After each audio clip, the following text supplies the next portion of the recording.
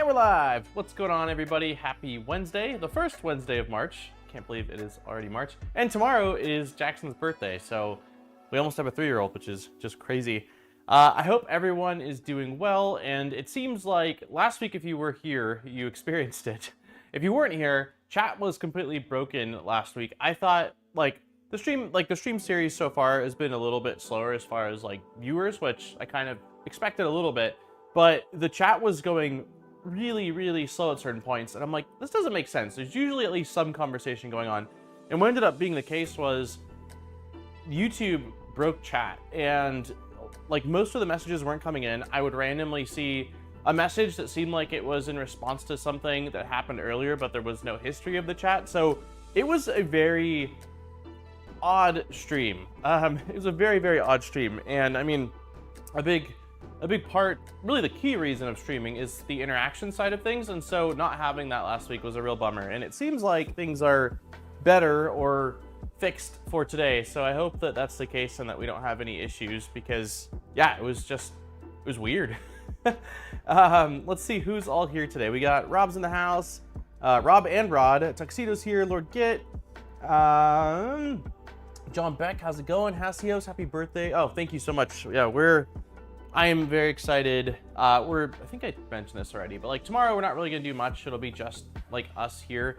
But Sunday we're going to Chuck E. Cheese, which he's never been to, and it's where I went a lot when I was a little kid. So I'm just excited to see what he thinks about it. I'm sure he's gonna have a fun time. I don't know how he'll do with the games. I'm hoping he'll like skee ball. But yeah, it'll be a lot of fun. So I'm excited. Hey Armor, how's it going? Let's see, Maurice is in the house. Mad Dog, Jeff, TJ, hello. I think I said hi to Greenbeard. If not, hello, Greenbeard. Let's see, is there anyone I missed? Collie's here. Hi, Collie. Hey, Lisa. So, yeah, last week, let's jump right into it. Last week, we finished up the first part of this conversion process, which a lot of it was probably pretty unnecessary, because I think the only real thing we were keeping when we switch over to the Core 1 is the toolhead. I think everything else is going to get swapped. So we upgraded this, which was a Mark IV, to a Mark IV-S. And those changes included a new LCD screen housing that's injection molded versus printed. And I was told that that's because of the touchscreen, some of the issues with the touchscreen that could occur with the printed version. We swapped out the Y tensioner for PCCF, which I don't see how we'd be reusing that part in any way, shape, or form. We switched up some stuff in the back of the controller, specifically a Wi-Fi add-on, and then there was an NFC board, but the instructions were slightly confusing, and I adhered it incorrectly, so I took that off. I'm hoping that once we do the Core 1 side of things, I will have more adhesive, or I can mount it differently. So we'll see how that goes. And then the main thing was really a lot of stuff inside of the toolhead. A lot of parts were swapped out. The cooling got pretty substantially upgraded to a much larger cooling fan, which is, always really nice. More cooling, more better, generally speaking, especially when you're trying to print quicker. So I think we started a print last week on stream, and it came off the build plate. So after that night, I came home and took the build plate off. I scrubbed it with soap and water, and or maybe I didn't. Maybe I first just tried printing out a Benchy, and it did not get very far. It was looking good. The first layer was actually looking, I don't know how well I'll be able to focus on this. Let me see, let me focus. Manual focus. Also, my allergies are officially driving me nuts. So yeah, the first layer looked really good. So it definitely was an issue with the first layer that caused it to come off the build plate.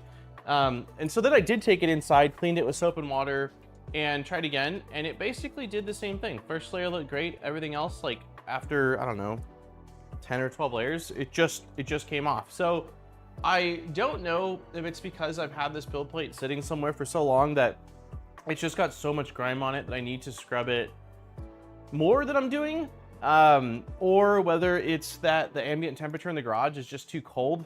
I last Wednesday had this little space heater on, so it's not like it's 40 degrees like it can be, but it could be that. So I figured everything's clearly working. This is just an adhesion thing.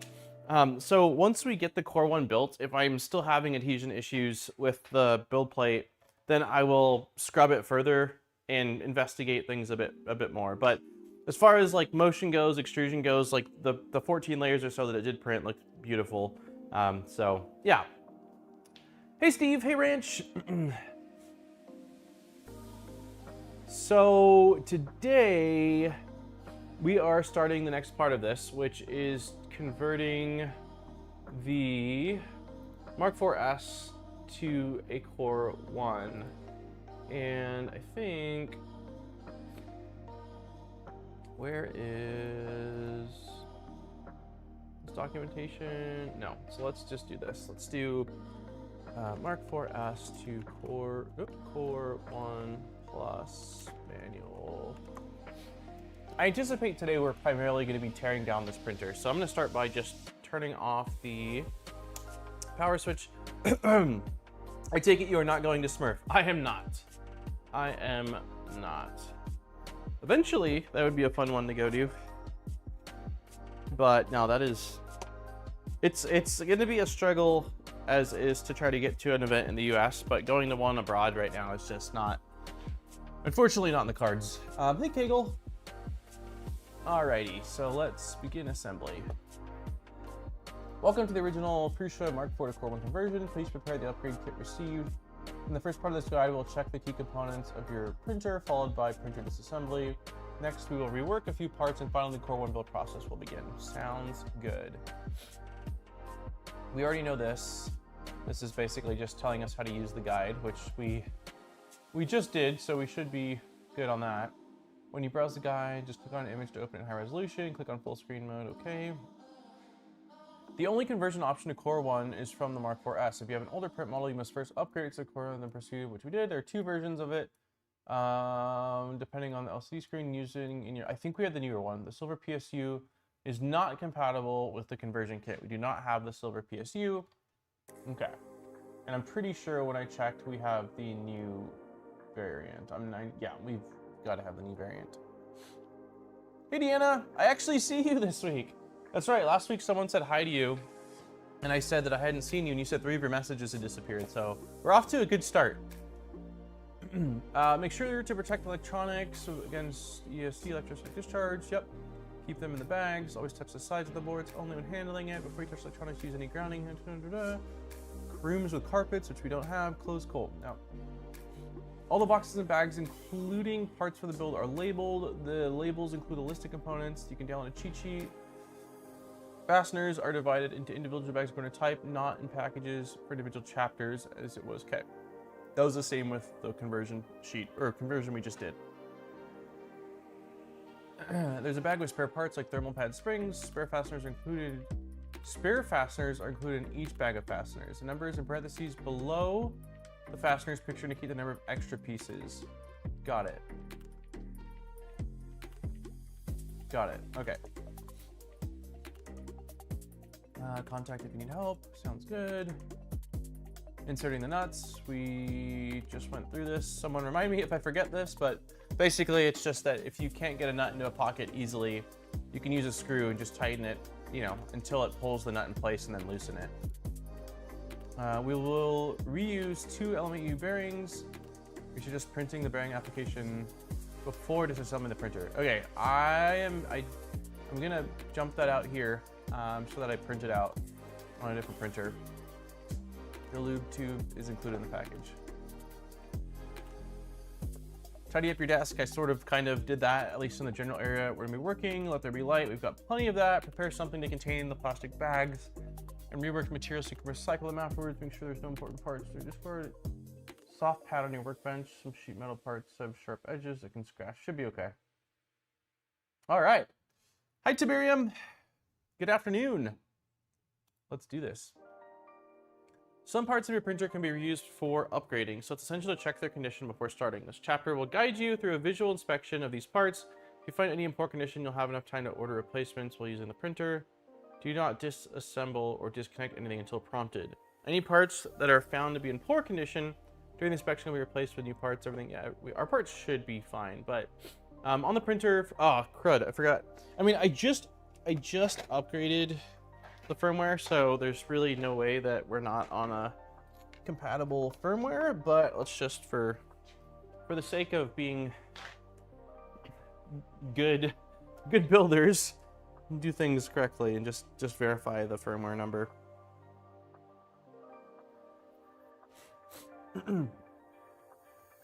How's everybody doing today? Let's see, ensure your MK4S printer has firmware 6.2.4 or newer. So this is under info. Version info. Yeah, so we're on 6.4. So yeah, definitely good to go on that. Now we can power this. Wait, you guys can't see. Well, it would help if I remember. All right, let's do that. Let's do that again. Okay. Info. Version info. There we go. We're on version 6.4. You can't really even see that. Yeah, you can, kind of. 6.4, so we're good to go. Is that a fresh haircut? Yeah, I needed a haircut, man. The thing is, because I'm working all day long, pretty much at the computer with overhead headphones, I always have this like pretty crazy looking wave thing going on, and as the hair gets longer, it just gets more vertical. And then I've got a cowlick on the back, like right here. And so if once my hair gets long, it starts to cockatoo up. So I went and finally got a haircut, and the haircutter I go to was like, yeah, you haven't been in here in like over 2 months. And so they did the usual height I would do. And just thinking like, there's a good chance I won't be back for a couple months because life, I was like, just cut it shorter than normal. So it's definitely shorter than I would, like, I mean, I did it this short when I was in like high school, but I haven't cut my hair this short in a while. But it grows back so quickly that I said, you know, let's just do it. Cut it all off. Let's chop it off. So I mentioned that I had some old extra filament lying around, and now my parents want me to print them a birdhouse. Hey man, birdhouses are pretty awesome. Other than sore, I can't complain. Especially when my body tired. Jeez. Wow, I don't remember. I guess I didn't remember the severity of what brought you into the hospital, Hasios. But I'm glad to hear. I know you said you were back in, right? But I'm glad to hear at least things are. Seems like they're doing better. I think last week you said that whatever it was not considered to be major, like whatever brought you back in. I don't understand that issue. I don't have hair on my head. There's pros and cons of everything. That's for sure. All right. So yeah, we are gonna power this off now that we verified our firmware is indeed good.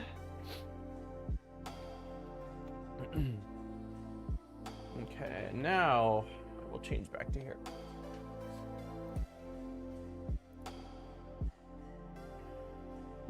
Before you start, do the following. Move the x-axis approximately to two-thirds height. Oh, I didn't exactly do that. I don't know if I'll be able to do it with my hands. Yeah, I can. I don't really recommend doing what I'm doing right now, but I'm gonna do it slowly. Slowly, just raise this up.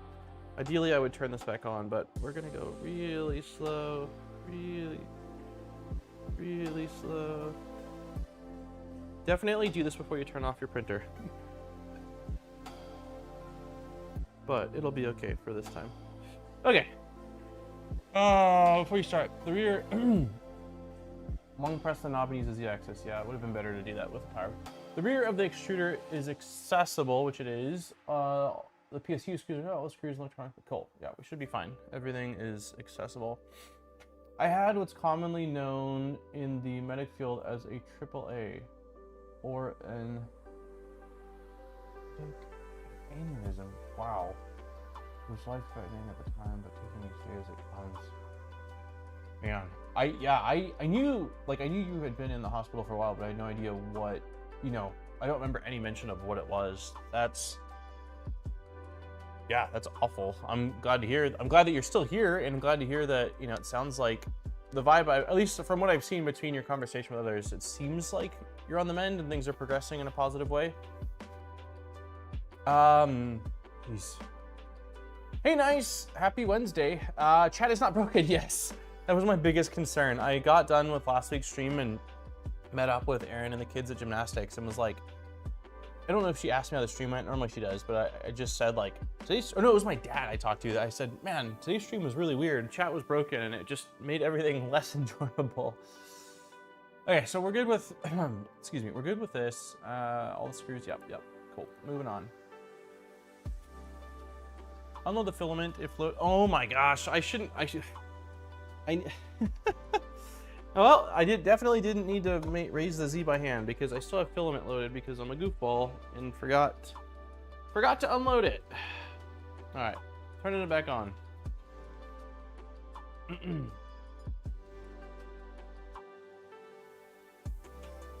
All right, here we go. So we are going to really quickly go to filament. We are going to unload filament.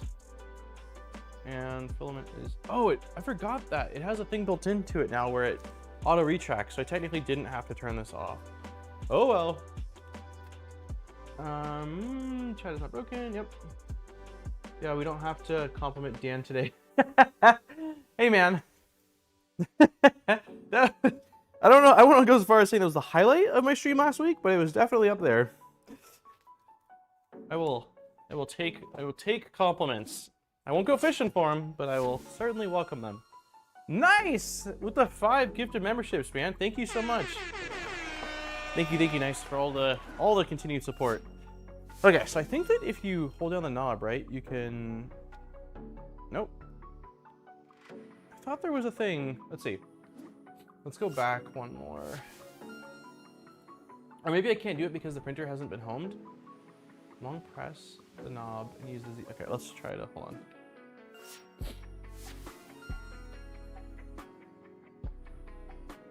Yeah, I think it's because it hasn't homed itself. Oh, no, it's working. Oh, here we go. Okay, so that's about where we wanted it, I think. Okay, now I'm turning the power off. Let's see, I can carry a compliment to Neil or highly encourage. Thank you, Deanna. I appreciate it. You guys are always great though. Even like you're always supportive, and even when you're not, it's still supportive, even when you're not. Hey clown. I'm glad you enjoyed that. I thought it was hilarious that I sent about 50 messages and that was the one that came through. Yeah, yes, I was definitely, it was funny. That was what came through after just nothing for quite a long time and then compliment. I'm like, I like this. Okay, so it says take the spool holder off. So this should just be, nope, is it bottom? There we go, bottom out. We'll place this, I don't know, here for now. Okay, remove spool holder, that is done. Done. Weekly Wednesday support group, yeah. It's hard not to be supportive of someone so cool. Oh, not that cool. Thanks, John. I appreciate it though. Thanks, man. Okay, unload the filament if loaded, mini filament, remove the filament. Yeah, we just did that. All right. Unplug power supply, way ahead of you. Remove the print sheet and save that for later. I also think that I might have upstairs some other Prusa bed sheets as well. I'm pretty sure that I've got a satin or matte, or I can't remember all the variants, to be honest with you. It's been a while. But if for some reason this one's just not playing nicely, then I can look for another build plate. But we're a ways out from there. We got to tear this thing down and build a new printer before that is ready. So, okay, so build plate is off. Nice. Next. Carefully inspect the surface of the heated bed. If you find any major scratches, consider replacing it. No, we're golden. I did actually damage my Mark III when I built it. I don't remember what the heck I did. I ended up having to use like it was like a PCB fill marker that covered the bit of the copper trace that got damaged. I cannot remember what happened. Yeah, it was kind of like that, but a little less aggressive. It wasn't that massive, but still enough where I was like, I don't like that. Wipe the entire length of the wire with a paper towel to remove any dirt. I can do that.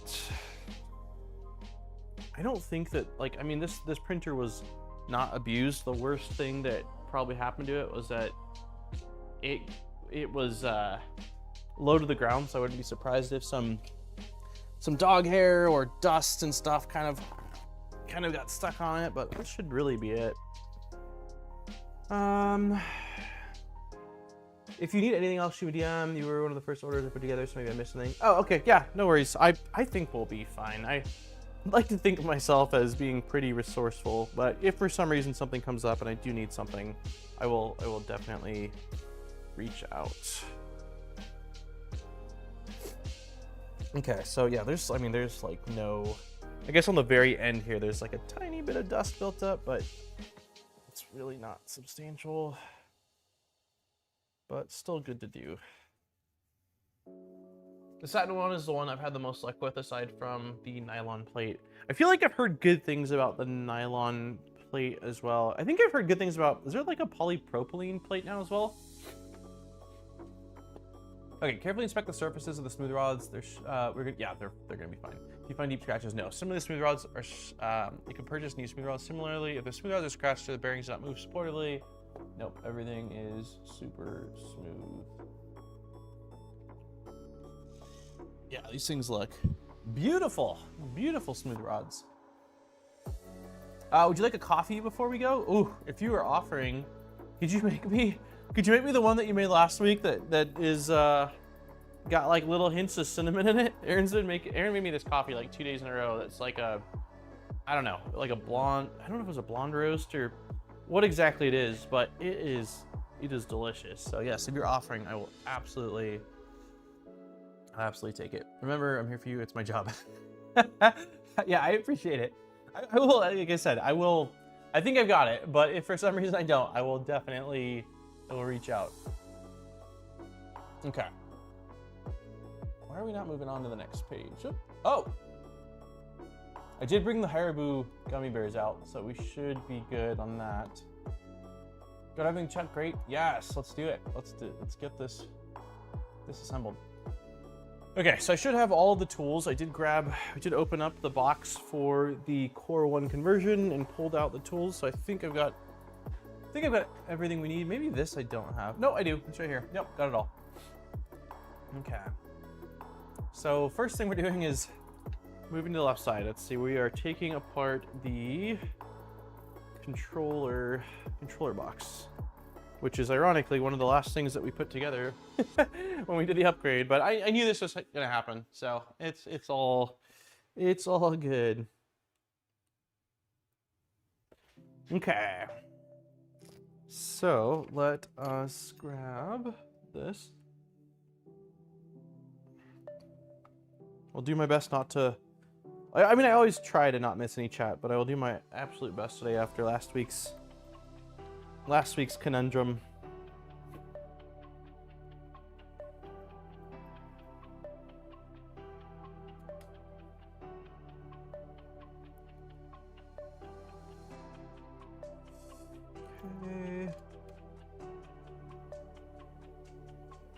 Okay. Screws off, panel is out.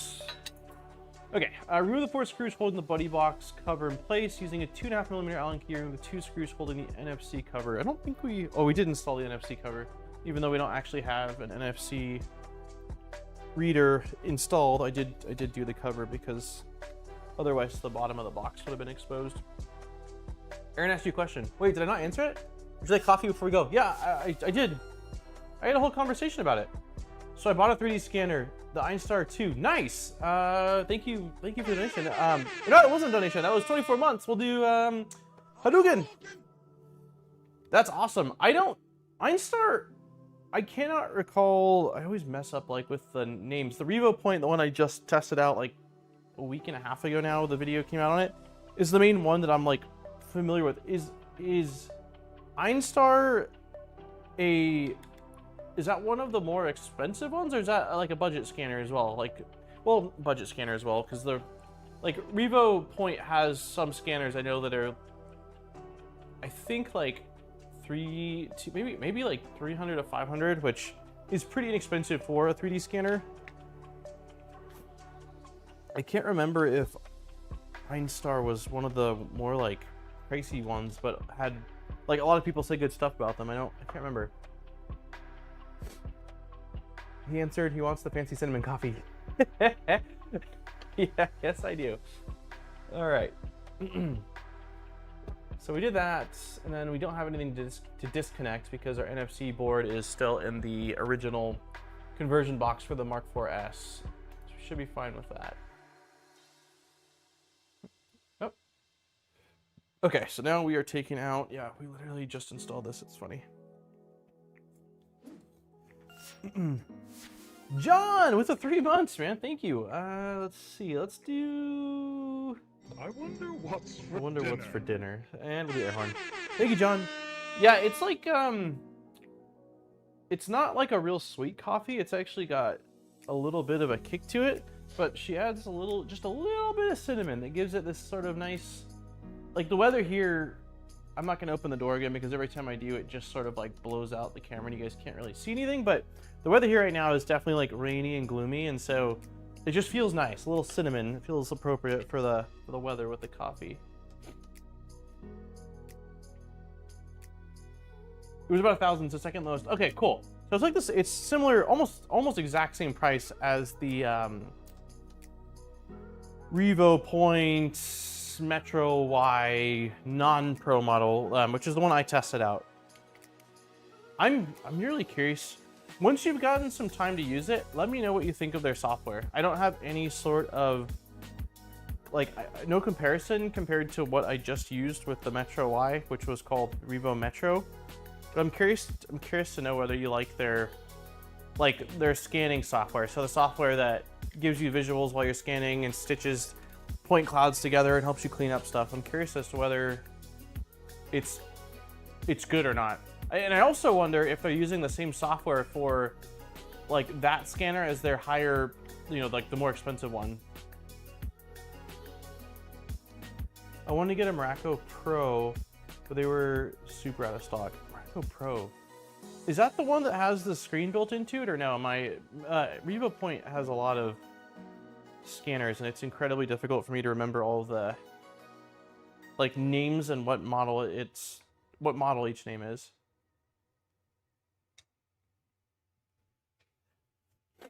Yeah, I mean, Revo Point specifically is one that has always confused me because, oh, this just pulls straight out, I think, yeah.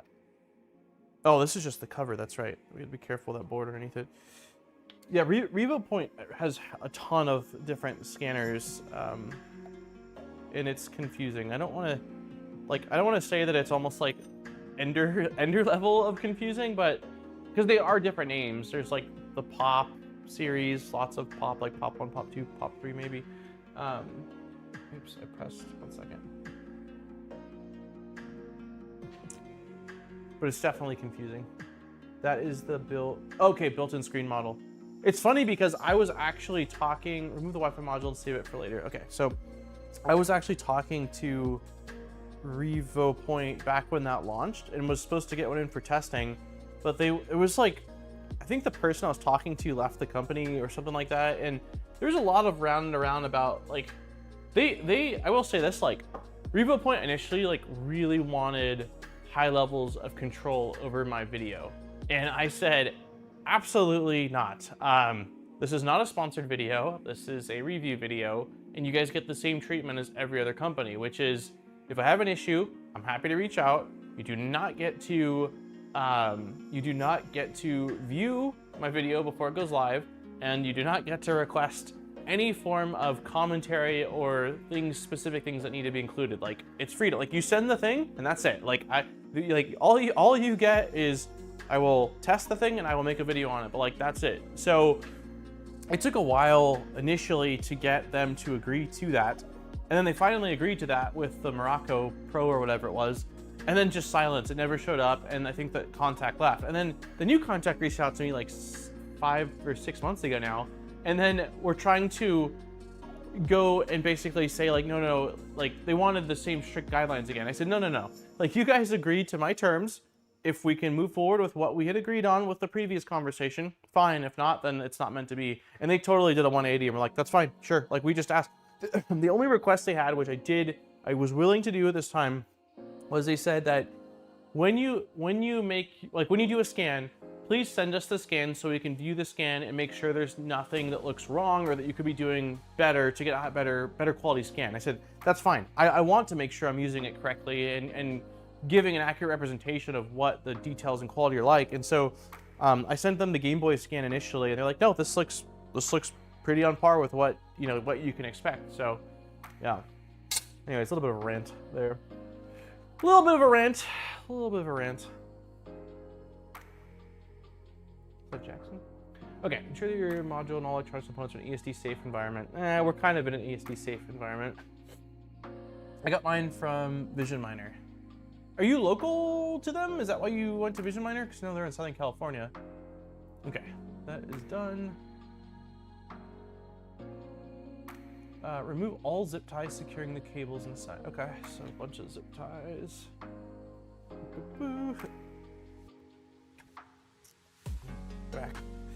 Back off a little bit.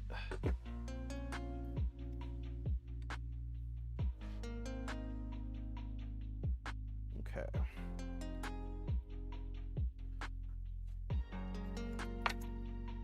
Zip ties.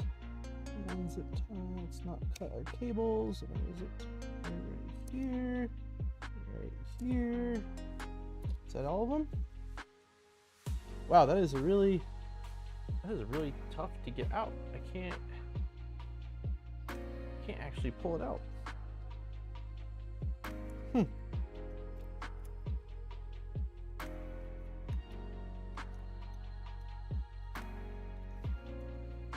What is that stuck on? Yeah, I'm not gonna pull that zip tie up because I'm gonna damage something. I think all the zip ties are cut though. Let's see. When cutting the zip ties, proceed carefully to prevent any damage. Yeah, remove the 2 screws on the main cable holder. Is that up top? Yes. So it wants us to remove the screws. Let's see. You guys can't really see that, but basically these two screws right here. Not local, just had the scan. Got it. Okay. Yeah, I don't know how many. I mean, I know a lot of 3D printing like vendors in the US, but I don't know. I've never looked specifically for scanners. And that is why I respect your reviews. Thank you, Greenbeard. I try. I definitely do my best to lay things out. I will say this, like, my opinion on a review though is that for anyone watching like any of my videos and any reviews, like, you shouldn't, like, I wouldn't just watch my video and go buy the thing. I would watch multiple videos because there's always the case of like some like different experiences being different, whether that means that like different materials were tried or whether that means they received a lemon and how the company handled it or whatever it is. So like when I am thinking about buying a thing, you know, I always end up watching a handful of videos and sort of take whatever points I see that overlap between all the videos and like I'm like, okay, that's the consistent thing. And then depending on what the outliers are, that sort of is what I look into a bit more, which helps me determine, you know, is this actually what I want, or is it going to do what I need it to? And they have great customer service. Oh, that's cool. Yeah, I think the guy that's in all the videos, Rob, when I worked at Matter Hackers, like I chatted with him quite a few times at some of the shows. He always seemed really nice, really enthusiastic. Okay, there is, so it didn't tell me to clean all the smooth rods specifically, but I'm looking right now and my Z ones definitely have the most gunk. So I'm going to attempt to just wipe this down a little bit more. We can change camera angles for a sec, I suppose, while I'm doing this. Hey GPs, good afternoon. Were you here last week? I can't remember. The chat was, you can see like that. You can still see the little ramp I got going on though. And that's even with really short hair. I was editing Saturday's video this morning. So we got that early morning hair ramp going on. Yeah, I can't remember if you were in last week. The chat was, since chat was not working and the conversation was really limited, like it was just such a weird stream. Okay, I can probably clean these up a bit more once they're off the printer, but they're at least kind of wiped down for now. Let me throw this in the trash. Okay, here we go. So we did that. I listen to more than one. However, if I listen to the most, I would want a bamboo. Yeah, I mean, it's true. Like, even if you listen to me, like, the bamboo printers are what I use the absolute most. So with anything, your experience could be different. You know, like I don't know really how else to say it other than that. There's been plenty of times, I guess, in life where there's been a thing that a lot of people are like, I really like this thing, it's great, and then I get it, and for whatever reasoning, like, I just don't end up liking it. I'm like, it's not what I thought it was. So, I couldn't stay long, but noticed all the comments. Yeah, the chat was just really busted last week. Hey, Raj. Happy Wednesday. Bear with me on my phone. Yeah, no worries. No worries. Okay, so this is saying disconnect all connectors on the top of the buddy board. So we are going to unplug basically this whole lineup. Oop, this whole lineup right here. So I will squeeze. Nope. I'm gonna be looking at what I'm doing. Squeeze. That's not working. There we go. I feel like it's almost easy. There we go. You just gotta get your nail, or a flathead's probably not a bad idea to get some of these out, but if you get your nail on it, it pops right out. Is that it? That is it. Okay.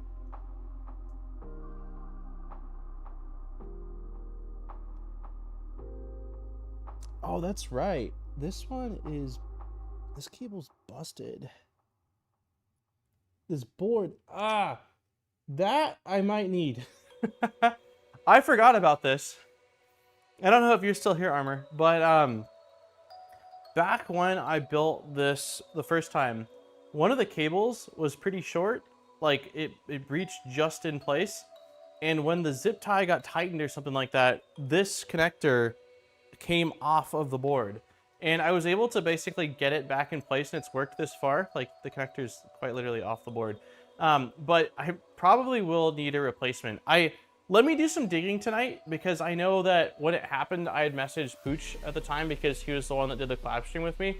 And he did, I think, sent out a board, but I obviously didn't swap it in. So let me dig through my stuff tonight in the closet and see if I can find it with all my printer stuff. And if not, I might ask for that, because I kind of had patched it as a placeholder, and I totally forgot about it until right this second. And it's been a year and a half. But yeah, the zip tie, when it tightened it, just pulled it. So send me a DM or email later and let me know. Cool. Yeah, sounds great. Sounds great.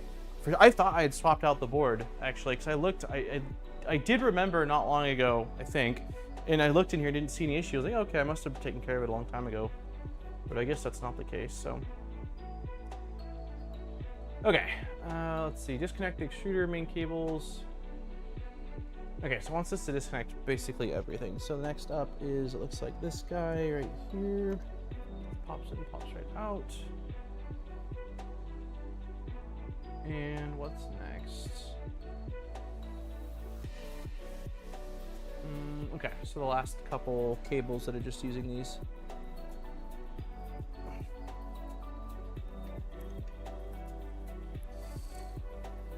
This one is... There we go. Okay. Is there a zip tie I missed down there? No, that's cut. Okay. Okay. That looks fine. Disconnect the shoes, lifting it. Oh, we need to do this one too. Let's see, it says lifting it carefully up. So this one, I think we just wiggle it, or what's the best way to get this out?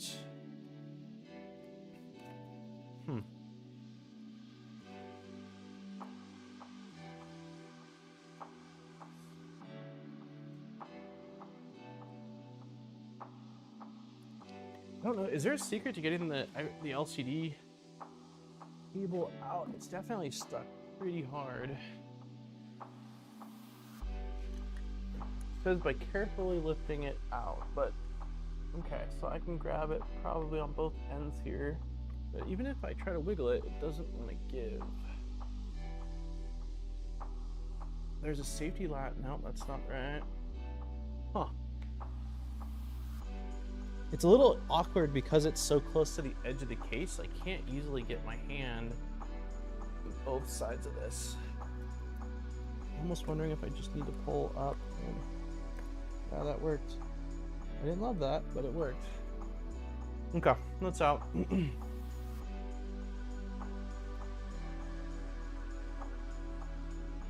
Okay, so using a Phillips head screwdriver, remove all the terminals.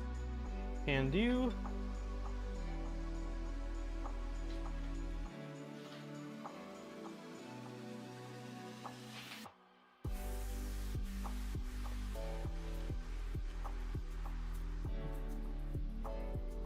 Hey.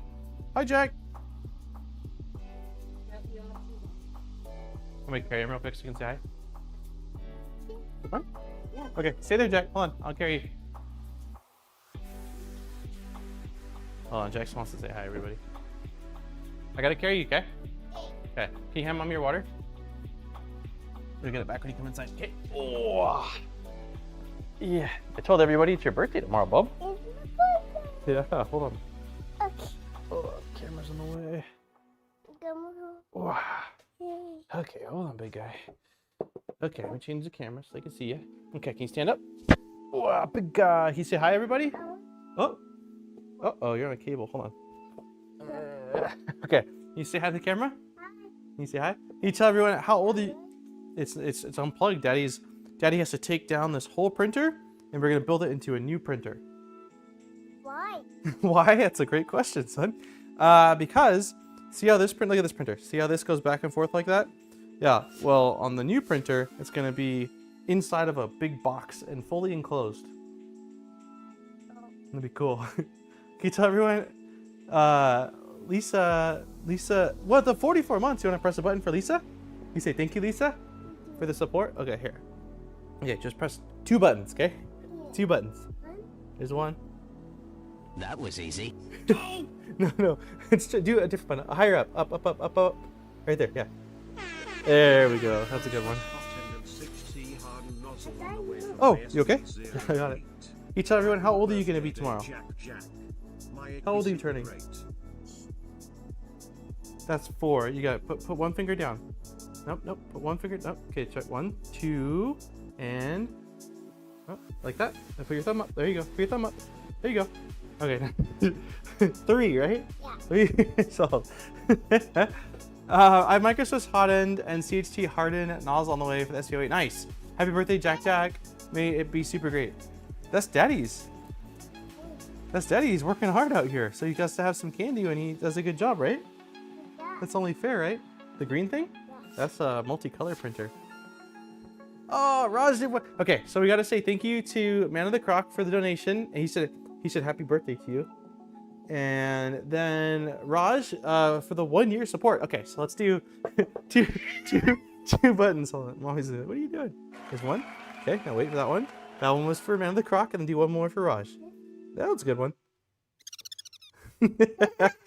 Silly one, huh? Okay, I gotta get you inside so I can continue with this. You say bye-bye, everybody? You wave the camera? 1 more button? Okay, you can do it for Clown Hammer with the 20 months. Thank you for the support. 1 more for Clown Hammer, then you gotta go, Bub, okay? Because that one's fine. Okay. Okay, you say bye-bye, everybody? Bye-bye. I'll see you at gymnastics in a little while, okay? Wow. Does he need to go out? Okay. Oh, he's fine. Jack got to press all the buttons. Oh, all right, love you.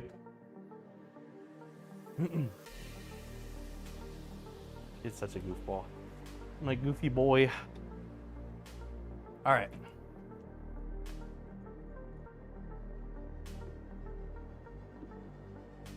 This coffee is so good. Thank you, hon, if you're watching still. Okay, let's put coffee here. Move water out of the way. Coffee is taking priority. Okay. Hey, Benny. 42, he answered everything. Wow, Rod with the 42 months. It's absolutely crazy. Thank you. Thank you for the almost, what is that? 48 would be so worth, it's 3.5 years, if my math's right? 3.5 years of being a member? That's awesome. Okay, let's get our camera back to this. I think I was unscrewing the all the connectors. Okay. Yep, the screwdriver is in my back pocket. Let's get these out of here. Are these forks or no? These are round, so these completely need to come out. So let's go. Like that.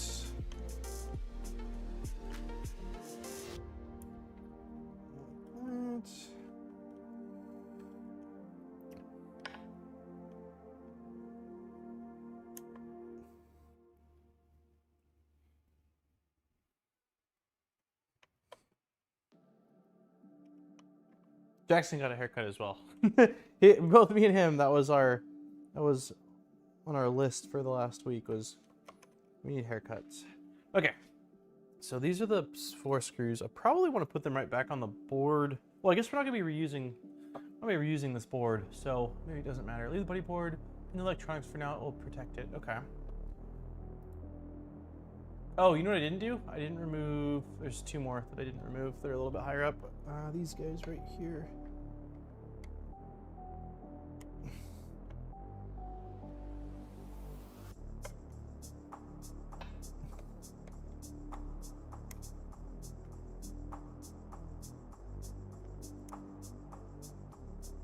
Okay, I think that's all connected things should be disconnected now.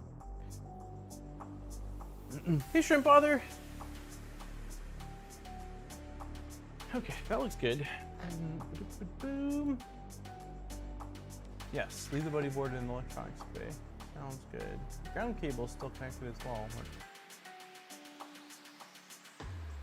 Let's see. Lay the printer onto the PSU side to access the bottom. Carefully remove all zip ties holding the cable bundle.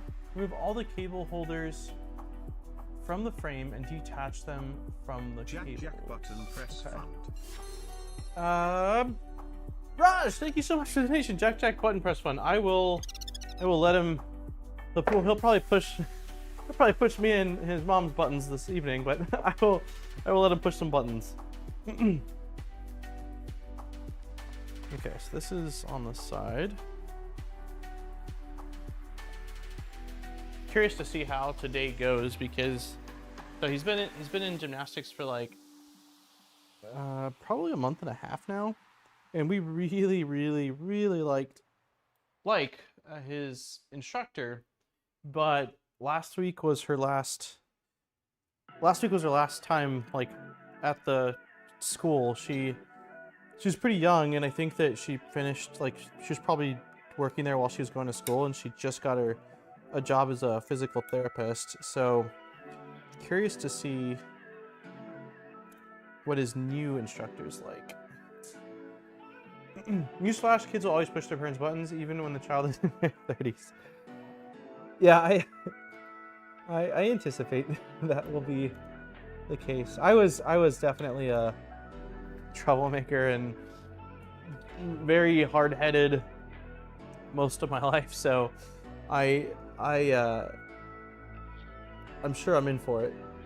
I'm sure I am in for it. Okay, so I'm just cutting all the zip ties that I see right now, so that way we can pull cables out. Try not to cut the motor wires. It's a little bit hard to see. Should have installed a light like directly behind me. That was something I could have done better. Okay, let's see. I think if I go from right here. Yeah, I think I got it. Yep, that works. Okay, so I think that was all the zip ties. Maybe. Nope, one more. One more zip tie right here.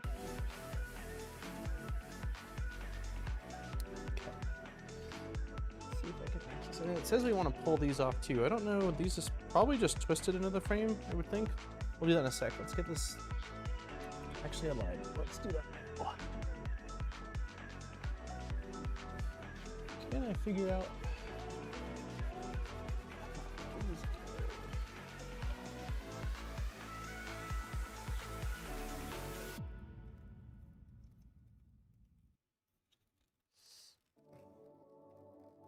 I hope that he will be able to buy a lot of printers. Wait, who? Did I miss something? Hey, when you find a good instructor and they leave, not quite the same that happened with our dog trainer. Yeah, I mean, it's it's kind of the same.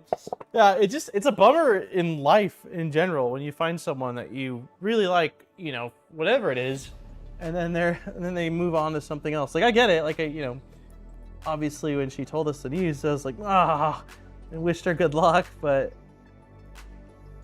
with Jack, like, this is his first time having sort of a come on, hold on. There's not a lot of slack on these cables. I think what I probably need to do is unplug. Let's see, maybe pull this.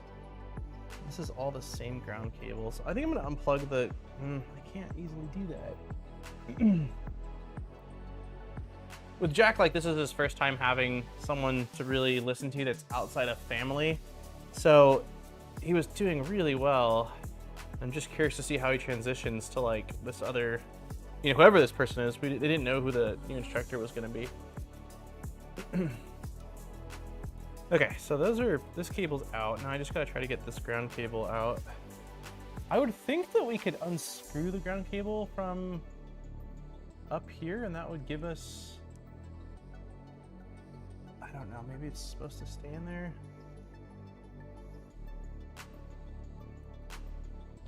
Okay, well I've at least got enough slack now to pop this out. I hope that they'll be, let's see.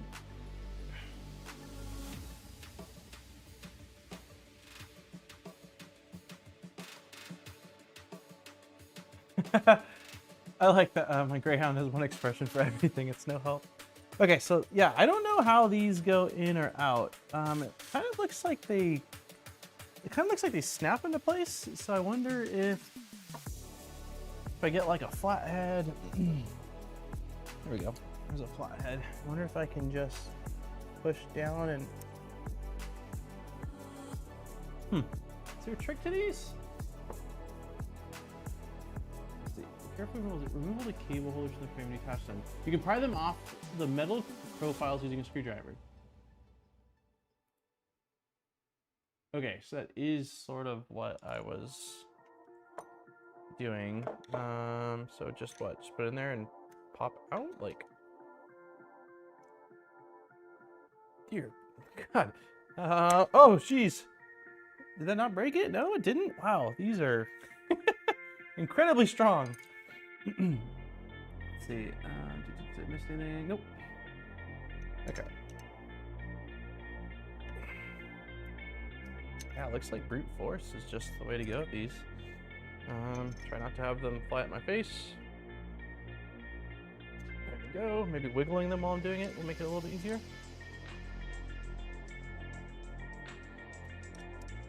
That one came out pretty easily. Smash the thumbs up, everyone.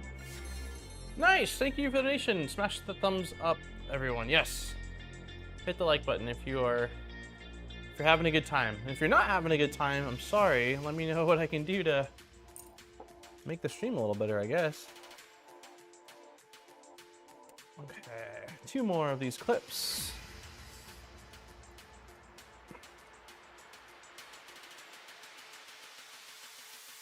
So many cables. Okay. Last one.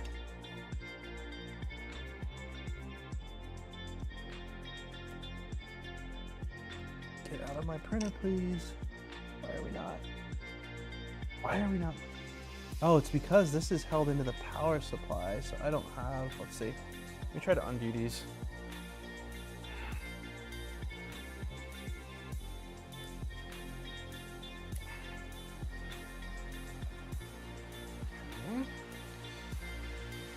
Okay, that should make it easier, I think. Yeah, there we go. Okay, so the clips, clips are all out as far as I can see. I didn't take the feet off yet, but it hasn't told us to.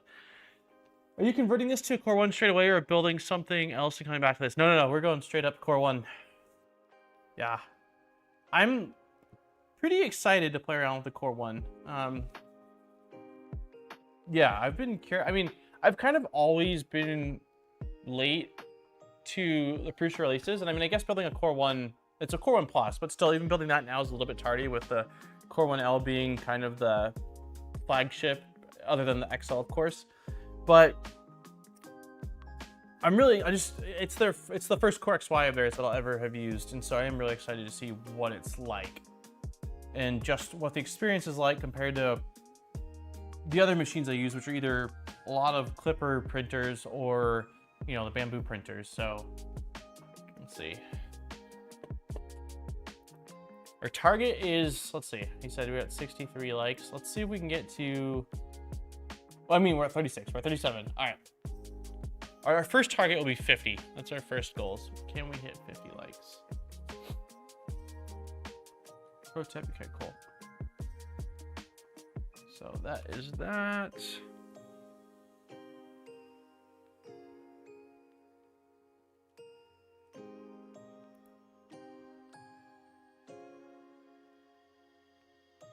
Disconnect the main cable from the gelling, lifting up the connector. That's funny. I disconnect the grounding cable. I thought that I was gonna need to remove these, but it's a little, getting in there is a little bit awkward, so you kind of have to lift it by its cable, and I don't want to break it, so yeah, it seemed like that worked okay.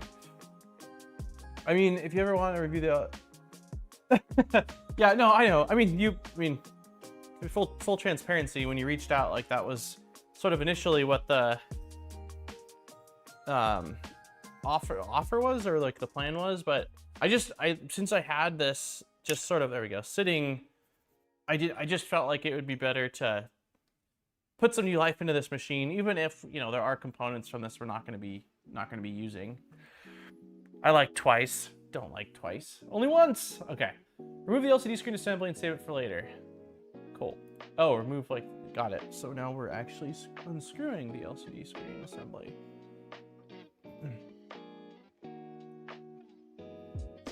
Okay, so 2 screws there and 2 screws on the other side. So let's...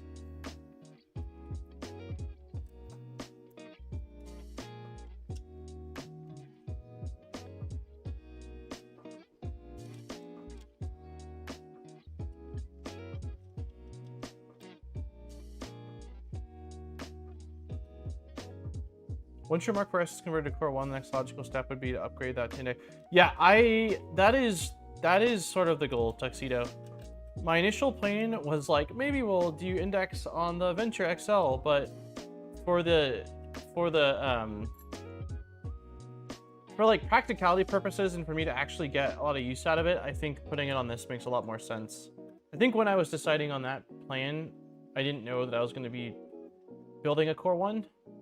And now that that's happening, I would much rather have it on the Prusa printer than this monster that will take a very long time to heat up and still just needs all sorts of refinement for me to think it's in a place where I can rely on it for large prints. Maybe you doing a co-build stream. Oh, that could be interesting. Because I have to assume he must have a stock Core 1 Plus. That could be kind of cool. We were discussing a different printer build that I think would be awesome that I don't want to talk about yet because it's secret. So once he's back from Smurf, I need to check in with him and see, like, what's your next couple months looking like, and then we can look into the printer to see what the progress is on it as far as availability and sourcing components for it, because it's not a kit printer. But yeah, I would definitely not be against building Index with Steve. And I think that could be fun too, because he's got obviously some experience already with Index, even though it's not with, you know, a Prusa printer. And a Prusa Core 1 Plus. Index on a Sovol Max. Or on Trident. I would probably rather have it on a Trident or a Core 1 Plus. I don't know much about the Sovol Max. Like, I think it's just basically a SV08 that's supersized, if I'm not mistaken. I just don't know, like, I have to assume it takes a long time to heat up, and probably, what are they using on that? Did they switch over to eddy current, or are they using the same leveling setup as the SV08? So the leveling setup on the SV08 for, like, especially the Z offset is probably my biggest gripe with the printer. Okay, let me hold this. See if I can do this. There we go. Yeah, he does. Okay, cool. Some tool changer. It's not. Okay, I will say it's not a tool changer project. Not a tool changer project. I can see this is a good guess though, considering it's sort of the theme of the technology right now is tool changers, but it's actually not a tool changer. Screen is off. We are officially running headless. What's next? idler removal. So this is this the front? Yeah, this is the front of the printer. It looks like it's still on its side, so we'll keep it on its side. I will change camera angles a little bit. Let's see. There we go. Is that in focus? Kind of. Another sip of coffee really quick here.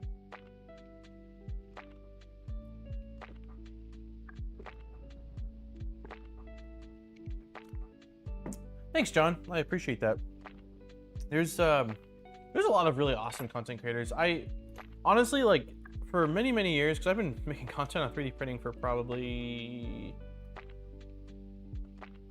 12 years now.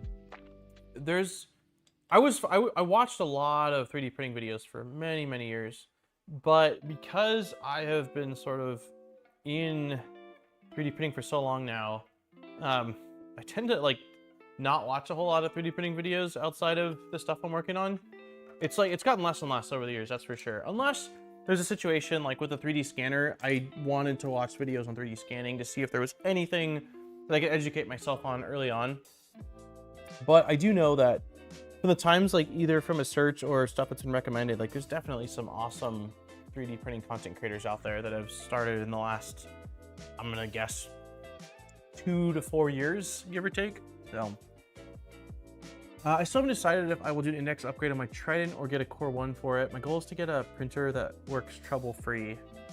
Yeah, I mean, I'm really curious to see what the reliability is of Index once it's all set up. I do think that because Prusa's printers are basically all the same. I mean, there's some variants, I suppose, but like relatively all the same, that it's likely going to be a more seamless setup than doing it yourself on a Trident. But considering that Steve's been playing around with it, I have to think there'll be at least a good path. But yeah, I don't know, actually. It'd be fun to do both. It'd be fun to do both. But yeah, I don't think that, like, tool changes are awesome, but I don't think every printer needs to be a tool changer. It kind of seems unnecessary and probably more expensive than it, you know, than really what makes sense. But hold on, sorry, I'm gonna multitask here. I'm doing it poorly. So we removed the screws on this piece here. Now this is saying to pull the Y end out of the holder at the bottom of the heat bed to disengage it and remove the belt from the idler by pulling it out. Okay, so I will turn this like this. You guys can't see very well down here. It's really dark, very, very dark. So let's see, I think I can pull this belt out. Wait, no, that's not gonna work, right? There's a, we tensioned this, like there was a screw that locked this in place if I'm not mistaken. So I think what we'll do is just remove the printed part down here.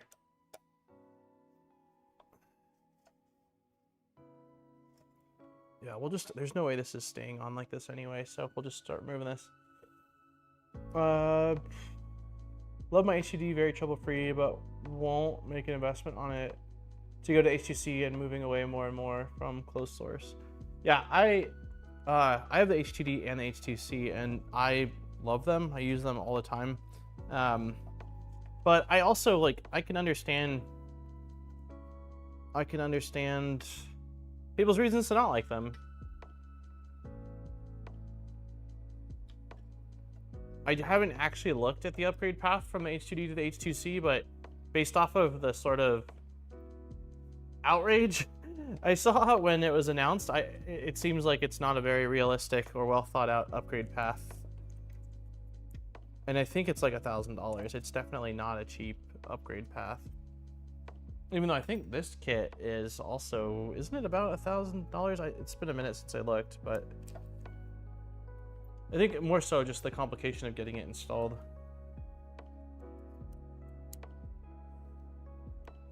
Okay, so I am just removing this screw that kind of pins this end of the belt in place here.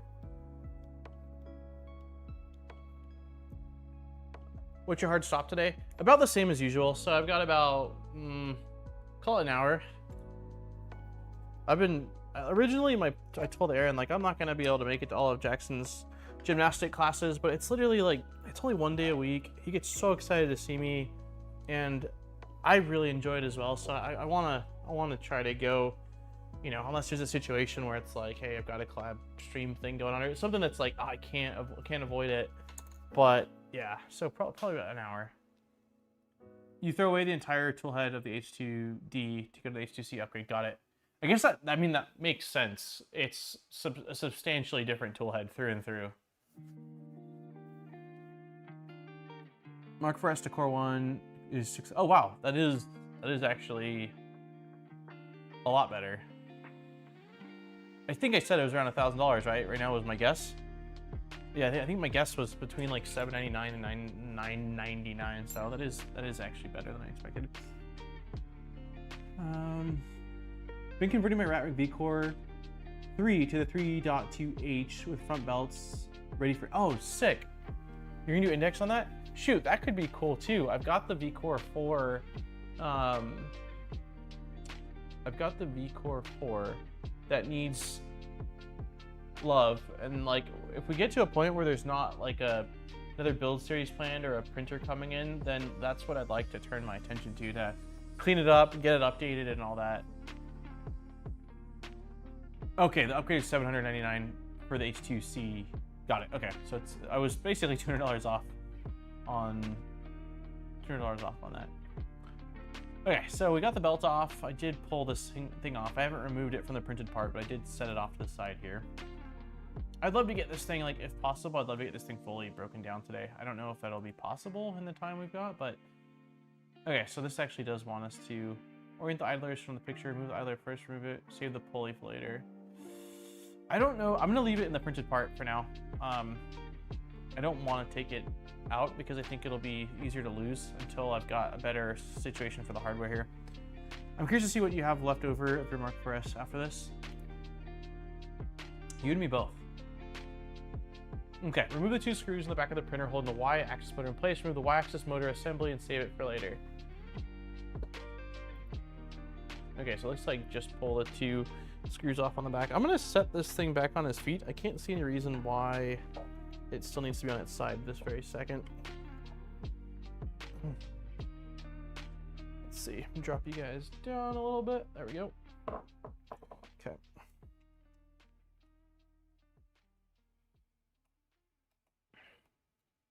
Index on a V0. They had that at an event, right? I've got the V0s. I've still got all 3 of my V0s. I've parted with some printers. I've scrapped some printers. I've torn them down for parts, but my V0s all still live. Okay, so I removed 2 screws, but this doesn't seem to be popping off. What is holding you in place? Nothing is holding you in place. Huh, that was weird.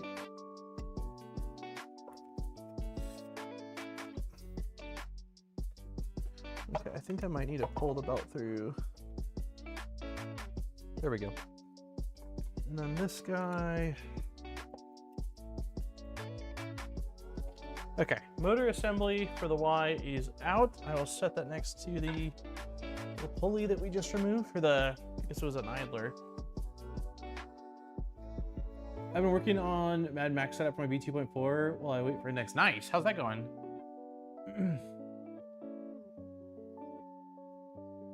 Okay, let's see. So that's out, that's out, that is out. Oh, did I skip? I can't tell. No, that was right. Okay, let's remove the right side of the printers. Let's move on to the right side of the printer's carcass. Remove the 2 screws securing the cover and then take off the cover. I can do that. Oh, mine doesn't have... Oh, no, it does. The cover is like really inset. I thought for some reason that it was going to be flush, but I do have the cover on. So looks like 2 screws.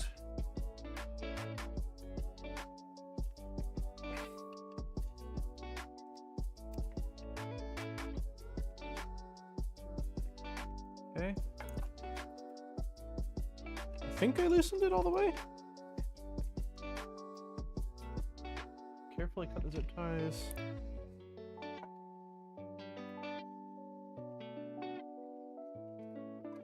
Okay, well, the left side's out. The right side doesn't seem like it's fully out. There we go. Okay, cover's off. I dropped the screws, but that's probably not a problem. I caught it. I caught it with my ninja-like reflexes. Okay, so that's out. It says remove the 2 screws from the cover. Carefully cut the zip ties holding the power panic cable. What is that? Power panic cable. I don't have a zip tie on a power panic cable.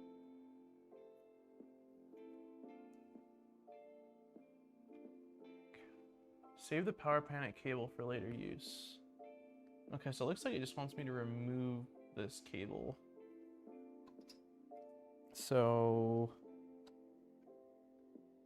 I can't actually see very easily.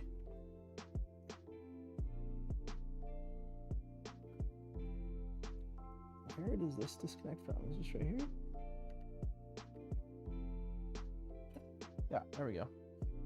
Okay, so this thin cable we need to save for later. Okay. I'll be back in a bit. Don't have too much fun. I'll be good, I promise. I'm on my best behavior. Be interesting if induction heaters could be the holder for the index nozzle so you can preheat the nozzle as it's about to change to it.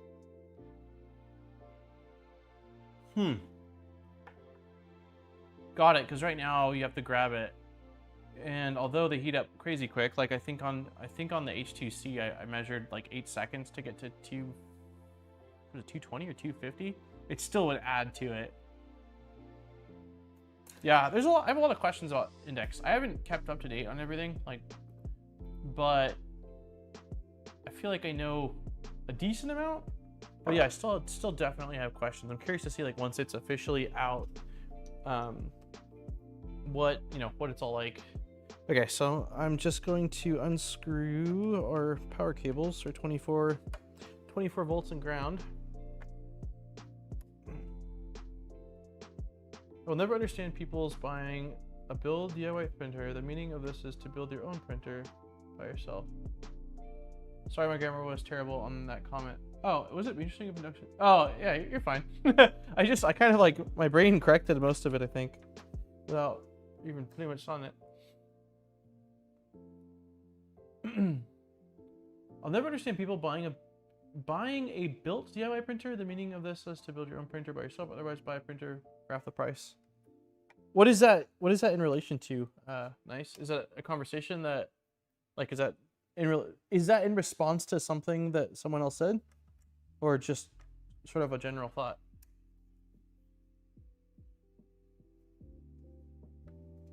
I mean, I could see, like, if I was able to find a good deal on a DIY 3D printer that had all the parts, like, let's say for example somebody had purchased like an LDO 2.4 and either like partially built it, or let's say they even fully built it and decided it's not really for them, and they were willing to sell it like as is, and they were selling it for like 60% or 70% of the cost, and it was lightly used. Like, I could see the appeal in that, even if like you're gonna mod it yourself after or reprint some stuff. Like, I could see that, you know. I love everything 3D printing, both retail and kits. Yeah, that is the island I live on. I just like all things 3D printing. You know, whether you build it yourself or buy it and just want to use it for projects, like it's awesome. Okay, remove the power cable so you don't use it. Remove the 2 screws holding the PSU to the printer's frame. Okay, so the 2 screws holding the PSU to the printer's frame are down here. So I will sneak my driver into there.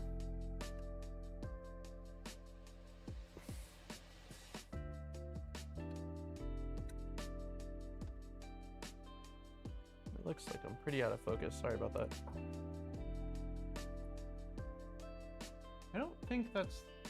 I think that this is... Yeah, okay, so the power supply is secured from the front of the printer as well. I was like, this isn't the only thing holding it in place. Can't actually get the screw out. Let's see. Okay, I think it's out.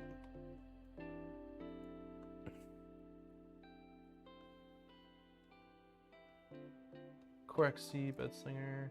No, just looking on Facebook Marketplace of 1.2.4. Oh, geez, yeah, something like that doesn't make any sense, in my opinion. Like, I don't know.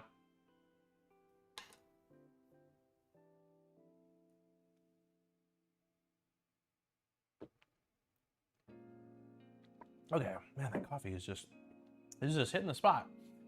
Okay, so screws are out, everything's done. We've got 2 screws still holding the power supply in place. Is that the next thing we're gonna be removing? No, it's not. We're remove the screw holding the grounding cable, disconnect the grounding cable. No, I need to reinstall the screw you previously. Okay, so for the grounding cable, we should probably just keep all the screws actually for, now that I'm thinking about it. Oops. What did I do? What did I do with those screws? I think that these are probably the pieces that, once we get the power supply off, let me put these screws back on. I didn't put the screws back on the main board because we are not likely going to be, we're not going to be reusing it because I damaged it when I first built the Mark IV a year and a half ago or whenever it was. There was not a lot of slack, and when I tightened the zip tie, it completely pulled the plug from the board, and I've been able to like have it work up until now, but since we're doing a full conversion, there's no way I want to put that board back in the printer. But for the power supply, there's nothing wrong with it. It's a great power supply. I definitely want to make sure we don't lose these screws. I can't get this screw out. What is going on?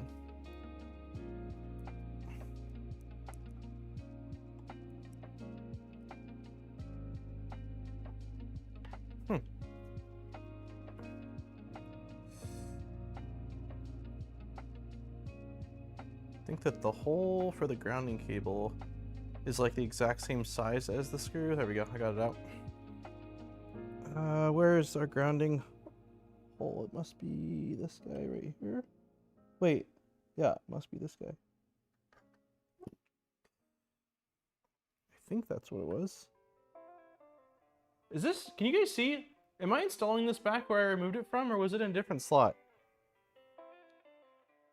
This has to be what it was, right? That's where the grounding screw was.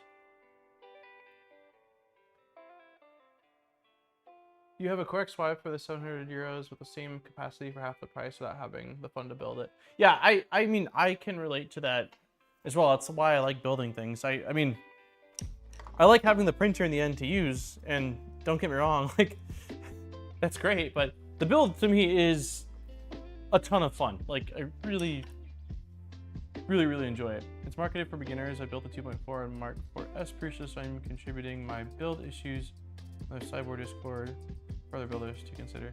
Wait, are you building Cyborg's Core XC printer? They did reach out to me about building one of those, and I did say that I could see myself being interested. So we might be building that after this.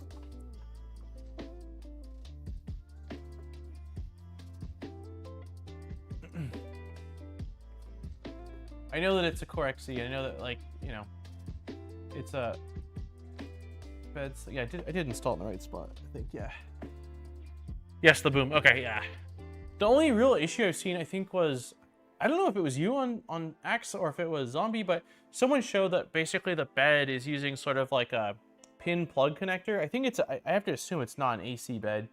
It's got to be 24 volts, but still, there's not really strain relief of any sort on it. So that's the thing I've seen so far. I'm like, that's not good. But I figured that's something that, I don't know if do they have the CAD for it available, or no, is that something that they're keeping to themselves? So if the CAD's available, it shouldn't be that hard to 3D print something that goes on to the bed that you then like zip tie the cable to give it some strain relief.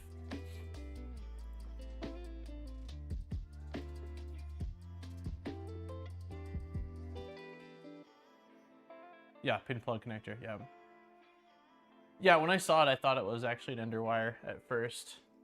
Which kind of funny because they do have an underwire kit, but I mean it's got some differences, it seems like. I mean, at least the toolhead, it looks like it's using a dragon burner, right? At least that's what it certainly looks like, a dragon burner. Okay, let's move this to the side.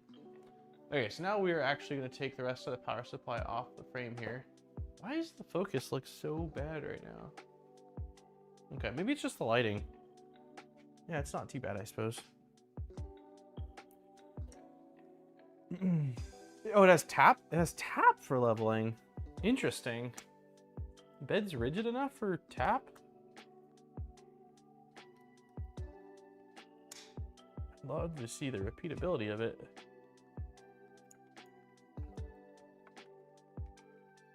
Come on.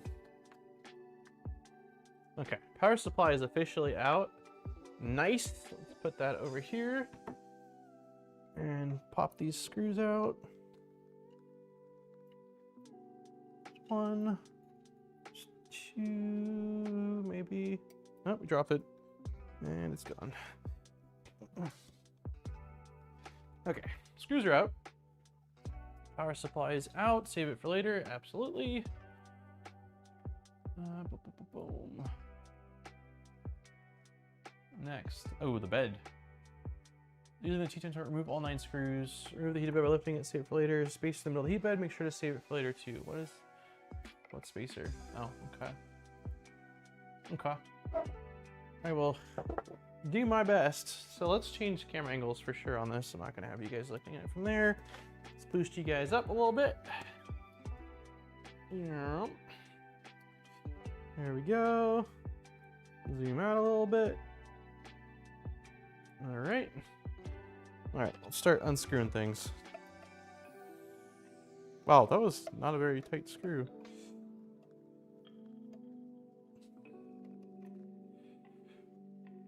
Dragon burner with a V6. Wow, this thing feels really smooth. Hey, I don't get. I mean, okay, so it's that's one of those decisions that I can understand why they made it. I suppose because it's a budget kit, like, or it's intended to be a budget build. They went with a V6. It's a V6 clone to keep the cost down, but like it would have been really nice if there was. I feel like there has to be a better AliExpress hot end that they could have included in the kit without raising the price, but whatever, I guess. Andrew, hey, how's it going, buddy? I feel like I haven't seen you in a little bit. For the deconstruction fund, thank you so much for the donation, man. I appreciate it. How are things going in your neck of the woods? Yeah, no, I would upgrade it. I mean, I probably would at least upgrade it. But for the build series, I like to try to use the stock hardware. Just to see, like... I mean, because that's the whole point of buying a kit, right? You, generally speaking, for people, is like, you save money by going with a kit versus self-sourcing. So, having to upgrade parts, like... It's nice that you can do it, but... like, the stock components, in my opinion, should at least be okay, like decent, right? Like, you shouldn't have to. It should be more of like, yeah, it was nice. I wanted a little bit more flow. So, okay, these all seem like they're loose, unless I just missed. That's definitely loose. That looks pretty loose. That's super loose. Yeah, these are all loose. Okay. Okay, apparently not. Oh, there we go. Okay, let's not lose all of these screws. What's the easiest way to do this here? Been stupidly busy, but otherwise, well, how's the littlest bot coming along? The littlest one, he's doing great. They're both doing pretty good, man. Jack turns 3 tomorrow, which is wild. You missed him. He came by earlier. He's gone now. He went to go play at this little play place, and then he's got gymnastics in an hour and a half from now. And little guy is he turning? Did he just turn? September, October, November, December, January, February. No, okay, so he's 5 months now. He's 5 months and some change. He's definitely growing. He's definitely growing. His six month checkup is on Friday, or 5 month check. He's got a checkup on Friday, so I'm curious to see as far as like height and weight and stuff, like his where he is as far as percentile goes, because he's a big baby. But yeah, sleep's getting. I don't want to jinx it and say sleep's getting better. It's definitely sort of getting better, but then we have like all of a sudden a few nights in a row where it's like, what happened? So and Aaron, I know that Aaron would argue. I think last night wasn't so bad, but the night before she'd say sleep is horrible. But yeah, he's growing, man. It's busy here. It's very, very busy, that's for sure. But Yeah, I can't complain, man. Can't complain. We'd like to see a modern Marlin build. Heard it improved a lot. Man, Marlin. It would be kind of fun. We know we can upgrade. Someone getting into building will buy comp. You know we can upgrade. Someone getting into building will buy confidence. Yeah, maybe that wasn't. Maybe that's supposed to say like someone building this will gain the confidence they need to buy a 2.4 next. Okay, so this is out. We're good on this. Also, I'm going to, what time is it? In like 5 minutes, I'm gonna open up the giveaway. So we'll get that rolling in a sec here. I did save that guy. I am not convinced that I won't lose this before we need it for the Core 1 build, but it's here now. So using a tuner, remove the 4 screws from the Y to the front of the frame, remove the 4 screws from the Y to the back of the frame, remove the Y frame assembly from the printer's frame. Okay, so we're doing 4 screws on the front, 4 screws on the back, and then pulling out this entire thing. I love it. I love it. All right, let's move you guys over here. Like this. Nope. Like that. Yep. Wow. Oh, Andrew, if you're still here. So I was talking last week that I'm getting excited because we're getting towards like, gardening time again. So I got to start my seeds. I started them last year by this point, but having to babysit like, I think it was like 120 plants in the garage was just, I cannot do that again this year. So I'm going to do less. I'm going to only do the plants that like really will benefit from it. So like tomato plants, pepper plants, maybe a few others. But I'm 99% sure that it was you last year during gardening season that asked if I had tried sugar sweet watermelons. I'm almost positive it was you. And so I didn't get to do them last year. It was like too late in the season when you like had mentioned it or whatever. But we did do cantaloupes, which turned out really delicious. So I made sure this year to get seeds for sugar sweet watermelons. So you'll have to check in with me probably, gosh, but the cantaloupes weren't ready till like end of season. So it'll probably be like September or October before they'll be ready. But I am excited because I'm 99% sure it was you that was like raving about how delicious they are. Yeah, typing on the phone's not fun. Hey Stuart, hope everyone is doing safe and well. Everything's going well here, man. I hope you're doing great. Sugar baby. Yeah, so I typed in specifically sugar. I thought I typed in sugar sweet baby watermelon, but I couldn't find that specifically. What I found was just calling it sugar sweet watermelon, and they were like, it seemed like it was like you described them. I think it said like 8 inches in diameter, so they're smaller and they're like candy. So we'll see how it goes. I'm excited one way or another. So yeah, you'll have to check in at some point later in the season, and I'll report in with you on how they're doing. But yeah, that was definitely your doing. The reason why I had never heard of them, and then after you came in one time talking about them, I was like, all right, that's going on my list. Hey Troy, happy Wednesday. Good afternoon. All right, so yeah, we did that. We pulled off this guy. Belt's still attached on the other end, which is probably fine. I have to imagine we're probably not reusing the belt, but maybe we are. Remove the 4 screws, fixing the Y rods to the Y rod holders, and remove the plastic rod holders. Turn the assembly around. Okay, let's just like quickly look through here. So 4 screws, got it. Pop those off, got it. Flip it around and slide those out. Slide the rods out and then remove. Okay, we can do this.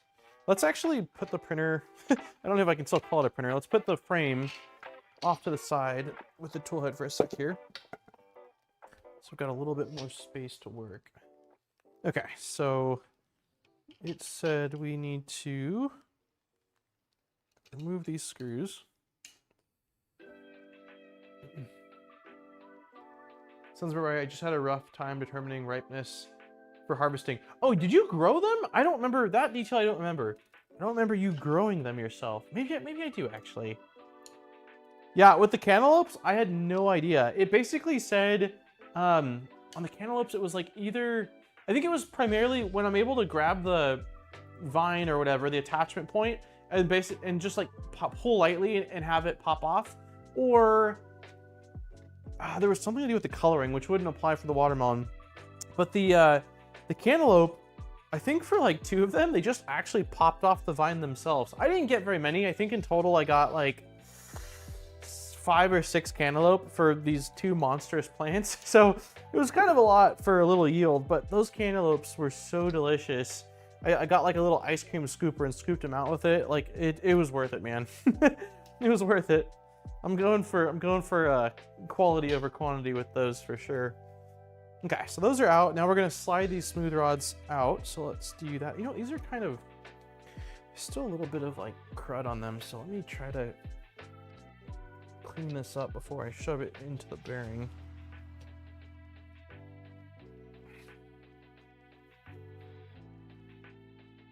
Okay. Okay, so that should be fine. Now we're gonna slide these out like so. Place you, just place them like here, I guess. This one like this.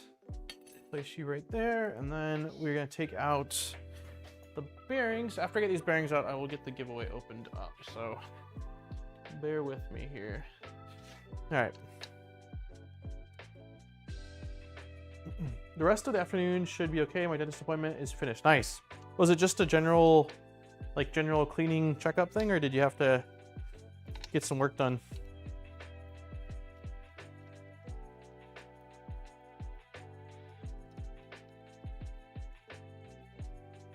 Okay. One bearing is out.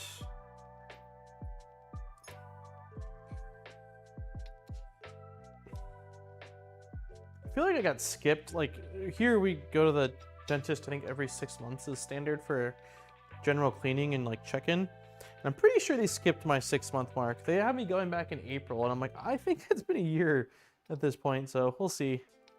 It was really busy with the whole, like towards the end of the pregnancy, and then after Landon showed up, so I don't know if that was why. Like maybe there was a conversation I'm not remembering where we postponed it, and I said I would let them know, and I just forgot. I don't know. Just cleaning nice. Okay. I always love like after leaving the dentist, after getting your teeth cleaned, like it feels like this is the cleanest your mouth will ever be. Is in that moment leaving the dentist. It's like a really refreshing feeling. Like my mouth is, at least my teeth is so clean. I had my 3 amazing winter teeth pulled. Oh gosh. My wisdom teeth never came in. Like they never, yeah, my wisdom teeth never came in. That's the accurate statement. But right before Jackson was born, one of them started slowly popping through, and it was like pushing on my cheek, and it led to, I won't go into super big detail because it's, I don't want to be like a little gross, but let's just say like I got a pretty bad infection and had to get it extracted. I think it's just 1. Maybe it was 2 I had to get pulled. Maybe it was 2. I can't honestly don't remember. But then I know that they showed me in the x-ray that the other 2 were still like way far up, and they said they're probably never coming down, but it was not fun. The actual procedure wasn't that bad. Like, I mean, they numbed it so much. Like, it was a little bit weird having people, you know, go into town, you know, trying to remove something so large from my mouth. Like, can't say I loved that. But the operation itself, as far as like pain and discomfort, like was really, you know, not that big of a deal. It was the aftermath that just wasn't fun. It was the aftermath that just wasn't fun. It did hurt. Like I said, the procedure itself didn't really at all, but like leading up to it, the infection was like very sharp pain in my mouth. It was quite awful. And then the aftermath, because I got my tooth extracted, and then basically I never went home. We went to the hospital and found out that Jackson was coming early. And so I was in the hospital like chewing on gauze for like 2 days while trying not to like have crumbs, you know, like anything with crumbs. Like there's a bunch of parameters I had to follow. That was not enjoyable. Oh, you paid to be knocked out? Nice. Yeah, I guess, yeah, that doesn't sound like a bad idea. I can't say I don't recommend doing that. It wasn't, as someone that's had like a pretty big fear of the dentist and doctor most of his life, like I've kind of overcome a lot of that. But it wasn't an enjoyable experience, that's for sure. It definitely wasn't enjoyable. I got all 4 wisdom teeth. I've got all 4 wisdom teeth, and apparently I get to keep them all. My mom is the same way. For whatever reasoning, like the way her jawline is or teeth structured, like her wisdom teeth were able to come in, and it didn't push on her teeth enough or like have an effect on them. So It's definitely a thing. That's awesome. Cheers to that. Okay, hold on. Let me change cameras here. Let me get the giveaway open. I got me talking about teeth today. What are we doing? Let's see. Link, shorten URL. Yes. Okay. I always pick local anesthetics over complete. Yeah. I mean that's what I've done as well. But I could see, like, you know, if I had all 4 of them getting done, especially if I had the same level of fear that I had for a lot of my life. I mean, like, pretty traumatic fear for whatever reasoning. I probably would have requested the same thing, but this time I don't know. Just like, let's do it. Let's do it. Okay, so the giveaway form is in chat, and for anyone that hasn't entered in before, Polymaker is the provider of the giveaway. So massive thank you to them. And if you're the winner, it's global. If you're the winner and you're in US or Canada, you'll get a gift card. And if you are outside of US and Canada, you'll get to pick a spool of filament off their website. Unless something's changed with Europe, because now Europe has distribution, but I think it's all the same. You can just pick a spool of filament off their website up to $35 in value. So it's a pretty awesome giveaway, and a great excuse to try out a fun color or something like that you know, maybe wouldn't have gotten otherwise. Complete anesthesia is known to cause side effects. Got it. Rated local.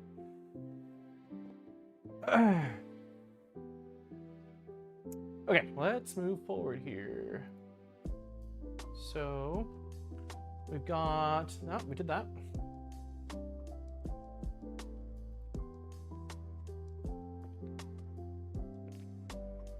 What is happening? Why are we not moving? Oh, wait. Remove all 3 bearings. We did that. Clean the bearings from any excess state inflator. 2 of this type of bearings will be used on the build of the core one. Okay. Got it. I will wipe them down a little bit later. Using a 2, remove all 8 expansion joints. Save the expansion joints for later. Okay. I can do that. I think let's pull this off too. This last little belt holder for the Y-axis. And let's remove, there we go. Nope. There we go. Let's remove this, just the little tension screw. I assume we're not reusing this part, but maybe we're reusing the belt, so let's at least pull the belt out. Let's see, is that, there we go. Okay, we'll leave the belt over here. Okay, so next is flip this thing over. You gotta remove these guys, and this is a smaller 2mm. Let's see, do we have a 2mm? Yeah, we do. That doesn't seem right. Is it not 2mm, or is it it's too? Oh, it's just too big. Okay, so we need. We need to use one of these little Allen keys.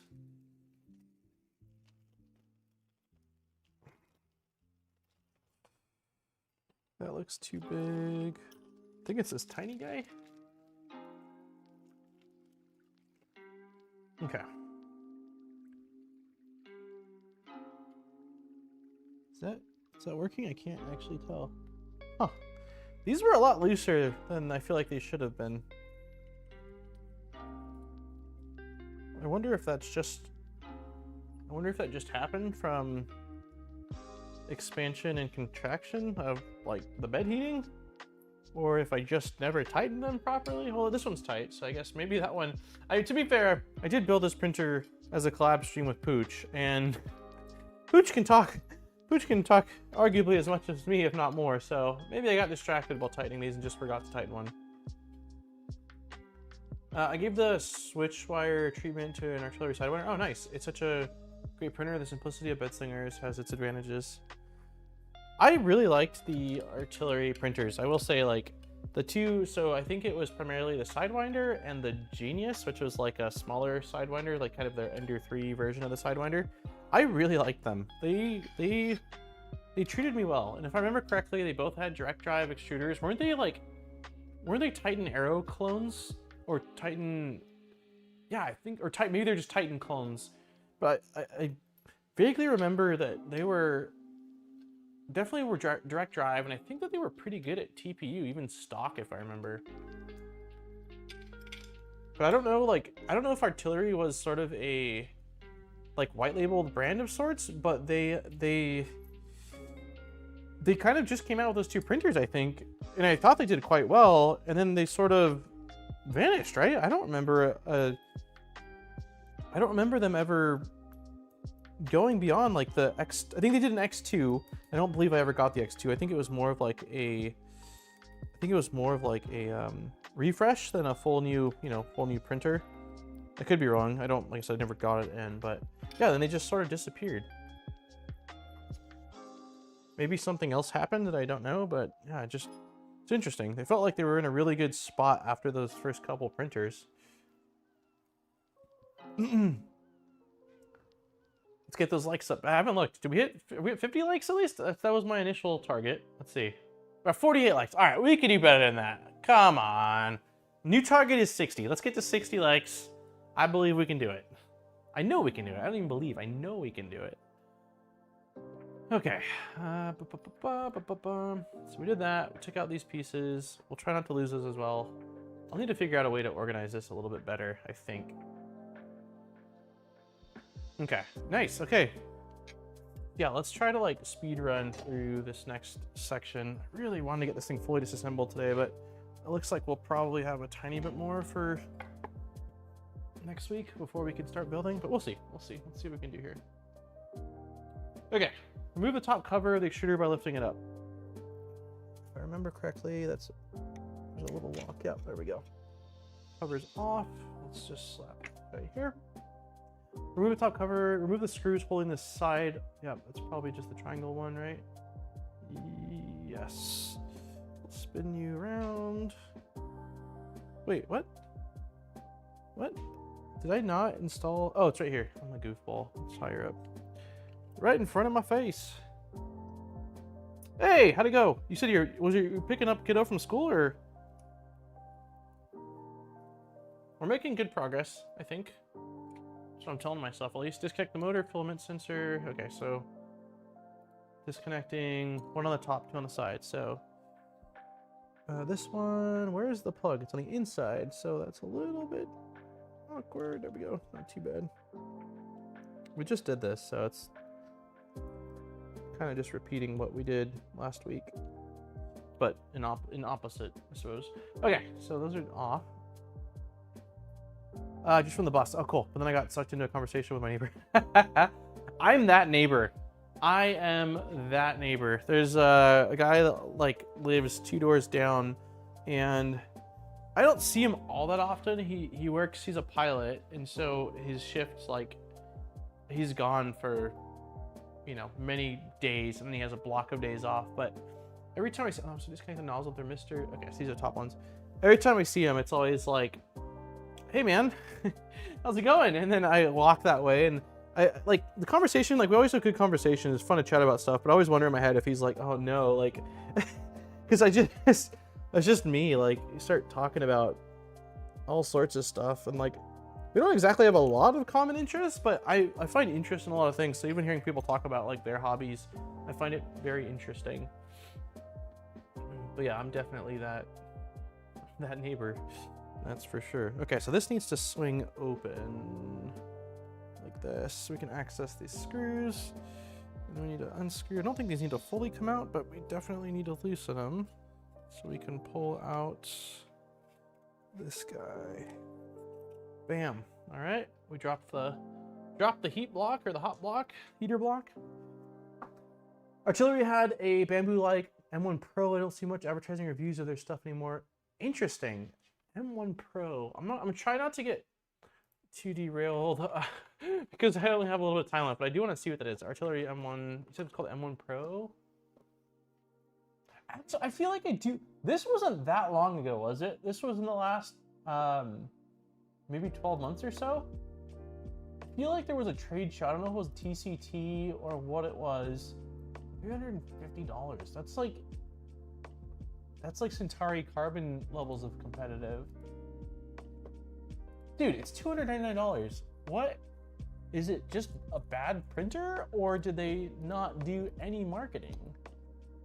I mean, based off just the renders, this looks like it could totally go head to head with a Centauri Carbon.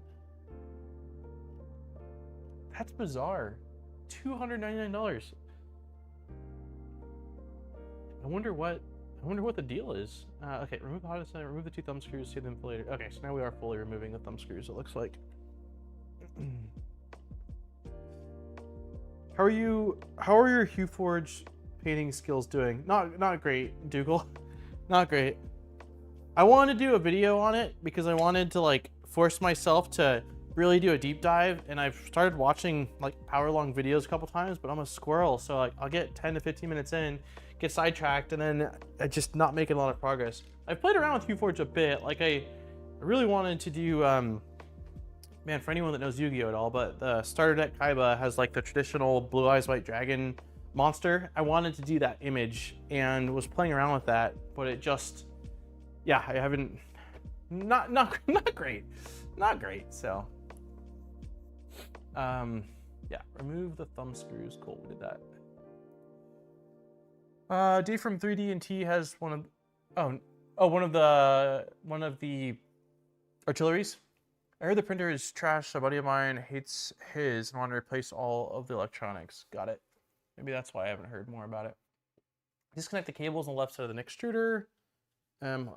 Using the T10, remove the 2 screws holding the print fan on the left side. Remove the 2 screws on the right. Remove the print fan assembly by side. Okay.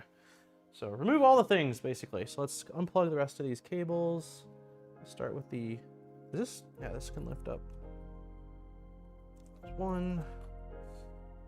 I think I need, for this one, a little bit of a flat head is going to make it easier for me to press in and then kind of pull out. There we go.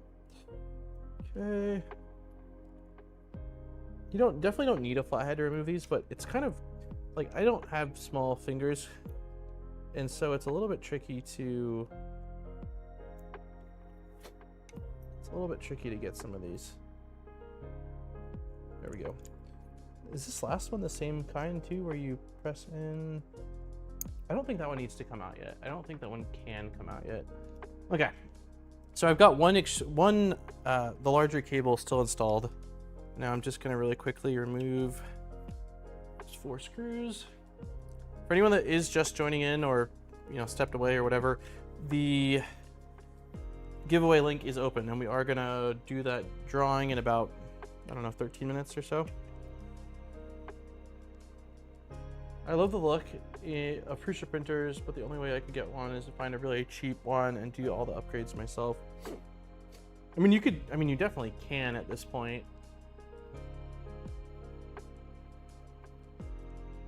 I mean, they've been around for so long that you could definitely find, like, I'm sure if you looked, you could at least find like a Mark IV probably somewhere, like a third party. Facebook Marketplace would probably be my recommendation, but that largely is going to depend on, where you live. California, there was a lot more stuff than there is here, but I've still found some decent stuff here. If you saw Neokoi's last video on the Centauri one, Core 1 Plus review he did, a Gambit HueForge, that's the file that makes me want to try HueForge. He also does this TPU. Yeah, he does crazy stuff with HueForge. I've chatted with him a little bit about it. When he was reviewing the U1, he was doing some like TPU HueForge stuff, and I'm like, that's wild. Still, for this price tag, you can do a lot if you know what you're doing. What, the price tag of the Prusa printer or the M1 Pro that we're just looking at? Okay, remove the 2 screws holding the hot end of the heatsink. Remove the fan and save it for later. Okay.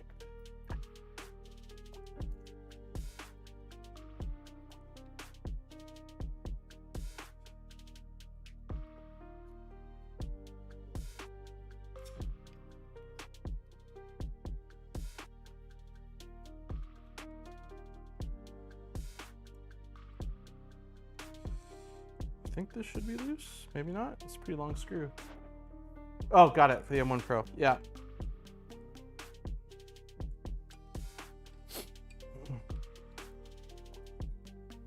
Okay, so fan, we will save with the other fan. I gotta start taking my probably daily allergy meds again. Okay, so next, remove the 3 screws, pull the Nextruder to the X-carriage. Watch out, the Nextruder might fall out. Remove the Nextruder from the printer. Okay. So let me turn this a little bit.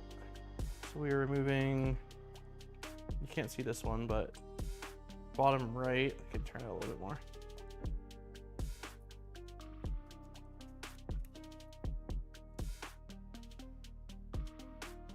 Let's do the top right one next. You keep your eye out, borons or mercuries under 5s are available for cheap.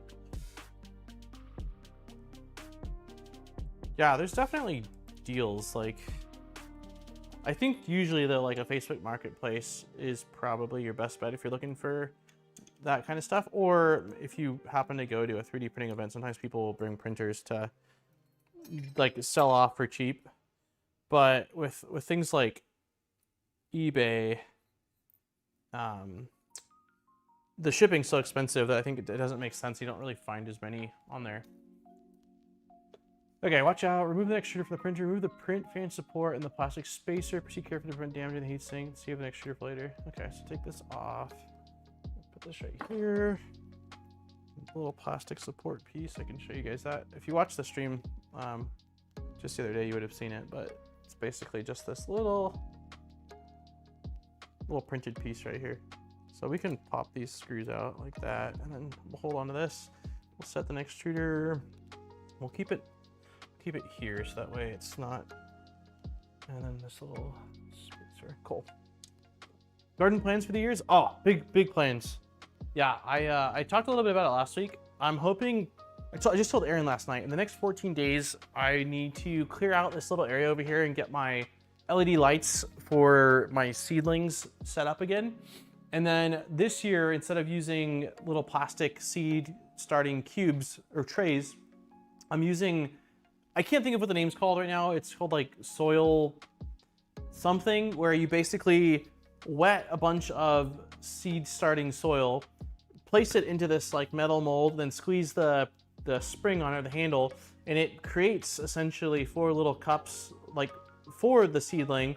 And that way it makes transplanting easier. It makes it where your seedlings won't get root bound, which was, it nearly killed all my peppers this last season. I was too late to up or repot them, and the roots were so stunted that I lost like 30 days on them. So really excited. I'm only gonna do, I think last year I did like 120 to 140 seedlings.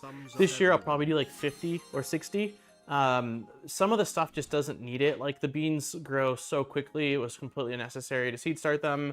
I'm not doing any squash plants because the squash bugs, although I was able to get tons of zucchinis and tons of squash, there was way too much. Like they went to waste, a lot of them. I couldn't give them away quick enough. I couldn't freeze them quick enough. You can only make so much zucchini bread.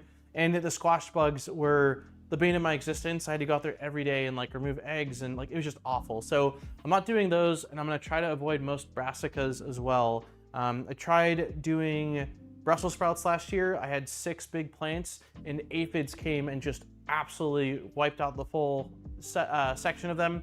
And then they also jumped over to my broccolini, which I love. I'm not gonna do that from seed. I'll probably get seedlings from the store, and it killed that. And I'm also not doing corn this year as well. Corn just is way too difficult.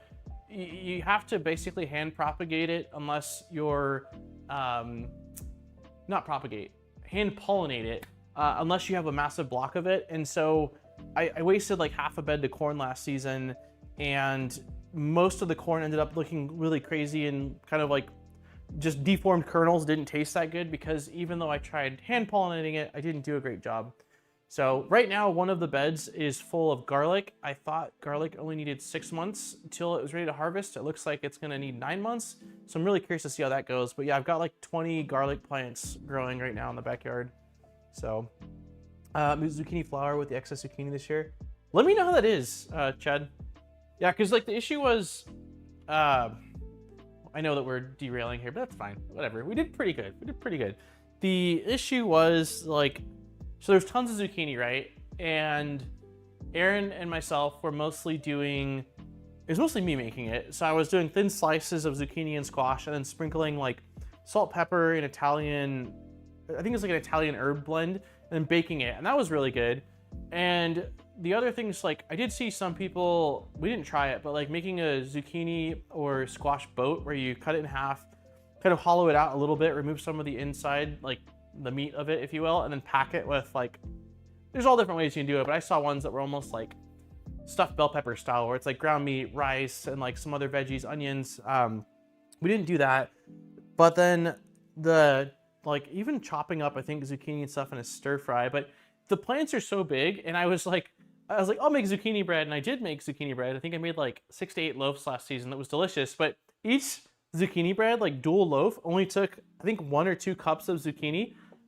Like that's nothing, right? The zucchini they get so big. So yeah, I gave some to my neighbors, but most of my neighbors after a while were like, no, they took as much tomatoes and like jalapenos as I'd give them, but the zucchinis and the squashes after a while, we just had way too many, and some had to go to waste, which I really don't like doing.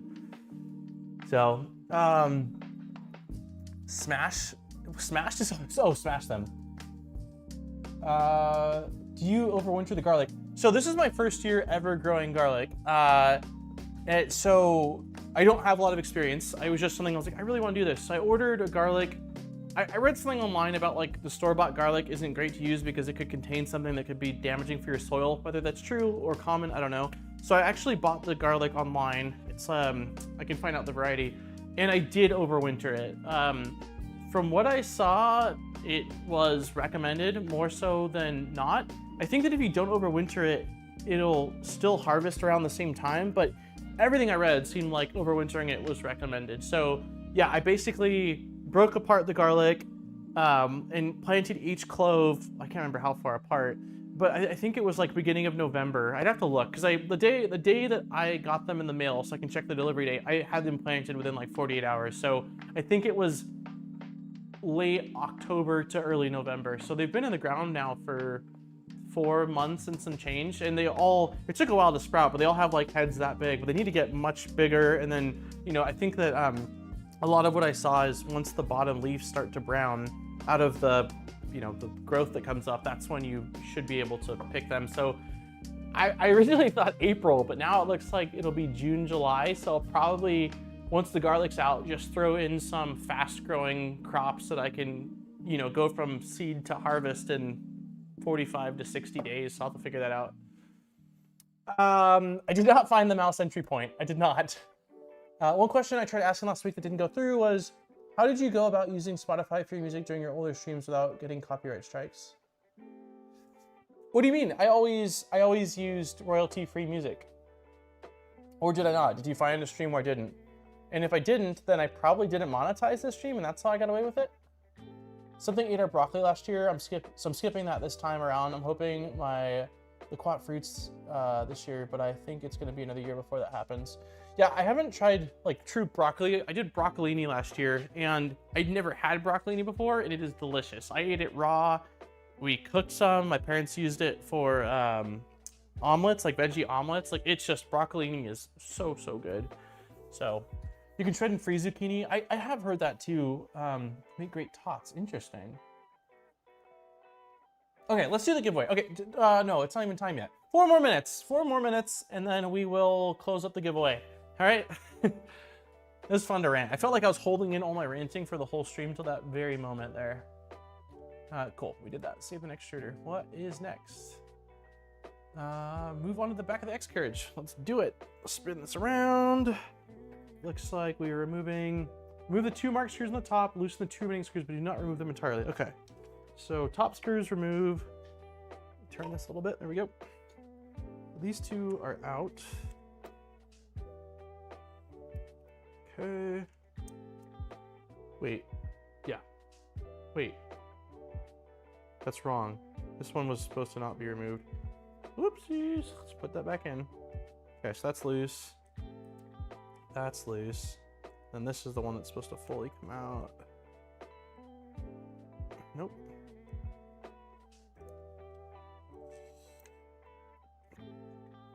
Okay, so those are, I mean, it's not out, but it's loose. I can't. Fried zucchini are great for sure with olive oil. Fried zucchini sounds yummy. I use a DMCA free playlist on Spotify, but each one gets flagged for copyright. I don't know what that is. So I use Streambeat. Yeah. And I've still had copyright strikes. I've still had some people go out and fake copyright strike my streams. It has happened. Usually I end up cutting out that portion of the stream. Lift the love board slightly, disconnect from the main cable, proceed carefully to prevent damage, remove the love board, save for later. Yeah, I have had fake copyright strikes, plenty of them. It seems to go in seasons where like I won't have any for quite a while. I'll be good for, I mean, months and months and months. And all of a sudden it's like every stream, this has been flagged, so-and-so claimed it. And so you can fight it, you can fight it, but honestly, I usually end up just cutting, hold on.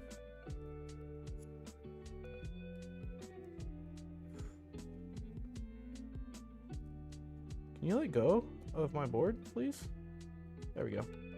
Okay, I usually end up just cutting that segment of the stream, which usually they only claim a small section of it, so it's like maybe a minute or two, which isn't the end of the world. I mean, it's not ideal, but yeah, I've tried. You have to fill out a big form to try to fight it, and like I don't know, I just haven't always been successful with that. We're gonna give spaghetti squash a go this year. Squash bugs, be damned. Where are you? What zone are you in? Because in California, we never had squash bug issues. Here, I mean, hundreds of them. I had to go out there every single day and basically like cut leaves and stuff like that. I tried different ways of getting rid of them, and the thing that was the most effective was spraying them with, it was soapy water, Dawn dish soap and water. That like basically, like you spray them and they're done in like 5 or 6 seconds, really quick. And then yeah, just like lifting up all the leaves every 24 to 48 hours to look for batches of eggs was really key. That was key. Because once they start hatching, like it's like, how do you stay on top of that, you know? Rotate the threaded rods by hand. That has to use a ball end to remove all 4. Okay. So we are now. Okay, 1 more minute and we're gonna close the giveaway. So it's still pinned in chat. If you want to enter in, now is your time. And if not, that's fine as well. Zone 8A, okay. So you're cold, wait. You're warmer than me then, I think. I'm zone 7A. I'm pretty sure as you go up higher, that's warmer zones, generally speaking. I mean, I think there's some other changes as well, but I was just looking at this because Aaron really wants to plant some dahlias, I think that's how you pronounce it. And apparently if you're above zone 7, you don't have to do anything with them for winter, but here they'll die for the winter, so you have to like dig up their, I can't think of the tubules, or I can't remember what the name was of what the like their root system, and you could overwinter those. Zone 10. You live somewhere hot? We had a cucumber last year that was devoured by, that's interesting. So this last season I had 5 squash plants, 6 zucchini plants, 6 cucumber plants, and yeah, and like those were the things that the squash bugs technically would go after. And they love zucchini. Zucchini was by far their favorite. The backup was squash. They liked the squash after that. They didn't care that much for the zucchini or the cucumbers. I did. So I do have 2 trellises. So I have 4. No, I have 1, 2, 3, 4, 5. I have 6 raised beds, although one of them is just a blackberry bed. Like that's basically what it's for. And I did. The cucumbers were trellised pretty heavily. Some of them laid on the ground, but a lot of them were up high. And I will say that if you have the ability to get your plants off the ground, it helps a lot. Also, if you're doing zucchini or squash, check out, there's, oh man, it's called like staking zucchini, but basically you can grow them vertically. It's wild. It almost ends up looking like a palm tree, but because like as the plant grows, it extends and puts out new shoots. You lift it up off the soil, so it's just like coming out of the ground, tied around a pole, and then as it begins to fruit and grow, you cut off like I think the rule of thumb was like you only needed like 2 branches of leaves, maybe, and so you're like cutting it and staking it continuously, and it gets it way off the ground. So I did that with, I think I did that with like 3 of the zucchini, and that was really helpful because one, you're able to see around the plant a lot better, and you can see the bugs, because the issue is like when it's all the dense, thick leaves, it becomes a little difficult to see where they are. So having it up like that, one, it's harder for them to get to it, and two, it's a lot easier for you to spot them. So maybe look into that. I tried it last year, and it did a pretty good job. It just, the plant gets quite heavy, so you really have to use some thick twine. I don't know where mine's at this point, but anyways, let's do this giveaway. Down under, how's it going? Okay, let's, tubers, that's what it's called, tubers, yes. That is what the dahlia's, I don't know, root system is called, or like, normally for a lot of the other plants, I call them like the bare roots, but I don't know if it's exactly right with the dahlias. I assume it's slightly different, which is why they have a unique name. Okay, so giveaway link is being removed. If you are filling it out, you've got another 60 seconds. Music ended too, so we'll switch it up to something a little bit more pump you up. Let's see. I'm hoping the taller beds I'm doing this year will help too. Did you have squash bug issues, or is it something else, Andrew?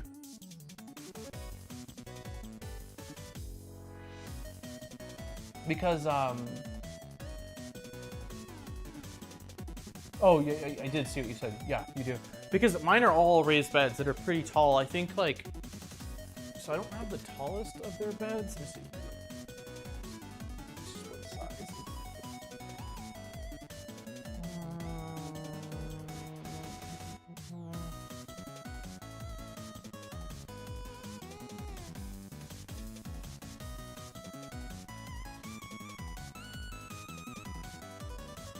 So I have, I'm pretty sure 26-inch tall beds. Oh, that might not be right. Are they 17-inch tall? They might be 26-inch tall. Actually, I think I ordered some of them on Amazon. And we still had them. I think, can squash bugs fly? I'm pretty sure they can fly. Granted, they do like, I mulch my beds just to retain moisture, and I know that they do like the mulch. Like, it makes it easier for them to hide inside of, so it's like kind of bittersweet, because you like mulch for the plant, and then the bugs are like, thank you, this is the ideal situation. So the size bed, so I got 17-inch tall beds, that's what I have. So they've changed their lineup, one, so yeah. So they're tall, but there's definitely taller raised beds. All right, it is giveaway time, everybody. Did we hit? My goal was what, 60 likes? We hit 65 likes. You guys are awesome. Thank you, everybody. You guys are rad. Okay, we've got 80 entries. Let me grab everybody's name. Oh, I missed Gundam's 1456. I don't want to miss you. Grab you. All right, here we go.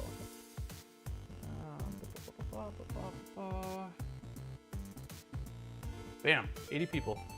80 people. Everybody is here. I am 69 subs away from 2K. Nice. Have we dismantled most of last week's work yet? Yeah, pretty much. I don't know if you saw, like, we're basically down to this. So everything's unplugged. There's like this, oh, you can't see. I think the camera's too low. Yeah, we've got like the cable back here that needs to come off, I assume. Yeah, it's gonna have to come off, and we're pretty much there. So, do you guys have a preference? Do you want me to disassemble the rest before next stream, or just like continue where we left off this week, which is, you know, pretty close to being fully disassembled? I'm fine either way. I'm, you know. Okay, let us do the giveaway. So, for anyone that has not been here before, the giveaway winner will get an email from me within 24 hours that will contain a form and a unique code that you'll need to fill out. And yeah, I already explained what the prizes are. So yeah, thank you to Polymaker for being awesome and letting us do these giveaways. Thank you to anyone that is picking up filament and is using the links in the description. It does support the channel and is certainly appreciated. I've already decided we are doing 3 today. Nice, because tomorrow Jackson turns 3, so I want to do 3 shuffles for, yeah, we're gonna do 3 shuffles for Jack. Definitely gotta go for Jack. All right, here we go. 1, 2, and 3. Good luck to you amazing people. I'm so happy that chat worked this week, and here we go. 3, 2, 1. Hey, BBs.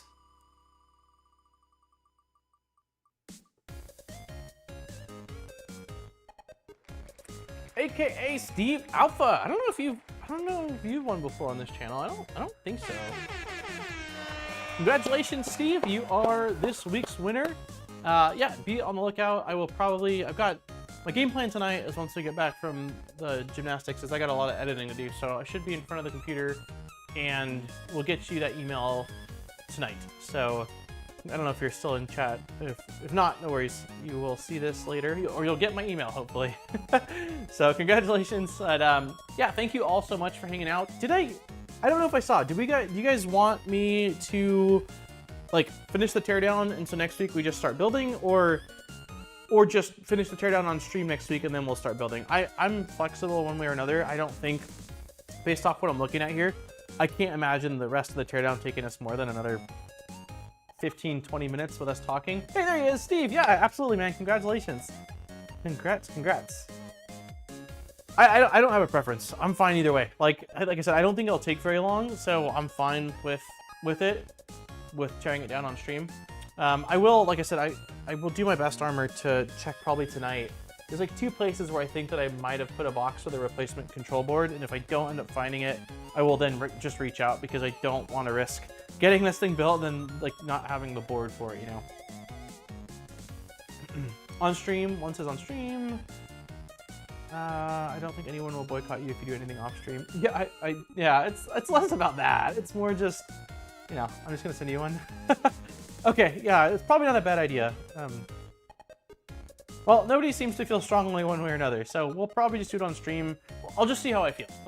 I've got, there's one of the neighbor's daughter's birthday parties on Saturday, and Jackson's birthday party on Sunday, so we'll see how much I get done between now and next week's stream, and if I get it done, great. If not, then we'll do it on stream. So, cool. Thank you all for hanging out. I'm very thankful that chat was working again today, because today's stream was so much more enjoyable than last week's stream. Thank you for listening to me rant about the dentist and teeth and plants, and I think that's those are main derailing points today's stream. Thank you to all of our returning members and gifted members. There was quite a few people that were like, quite a few renewals today, which is awesome. So thank you everyone, as well as to our donations, and for everyone just hanging out and chatting and liking the stream and just having fun, man. Just contributing in one way, shape, or form to the conversation and to the stream. So on that, I hope you guys all have a wonderful week. I am very excited. Jack's not going to see this. So Jack's been obsessed with Mario, right? Like I let him play Super Mario Odyssey like a month or 2 ago, and like now he's like pretty obsessed with it. And so for his birthday party, we're just doing cupcakes because it's easier and it's little kids, like less messy. So we got little like Mario candle toppers. But I ordered last night a oh gosh, it's another Mario game. So I'm really excited to see his face, because he's just like, he just loves telling me about like Bowser and Mario and stuff. So I'm really excited for this birthday. So anyways, I hope you guys have a great week. And there will be a video out on Saturday. I will give you guys a sneak peek. It is on the BQ Panda Breath chamber heater. So we go over the specs, we go over the setup, and then I do some testing as far as like how well does it actually do at warming the chamber. So if you're interested in that, it will be out on Saturday. And on that, I will talk to you guys all later. Take care. Cheers.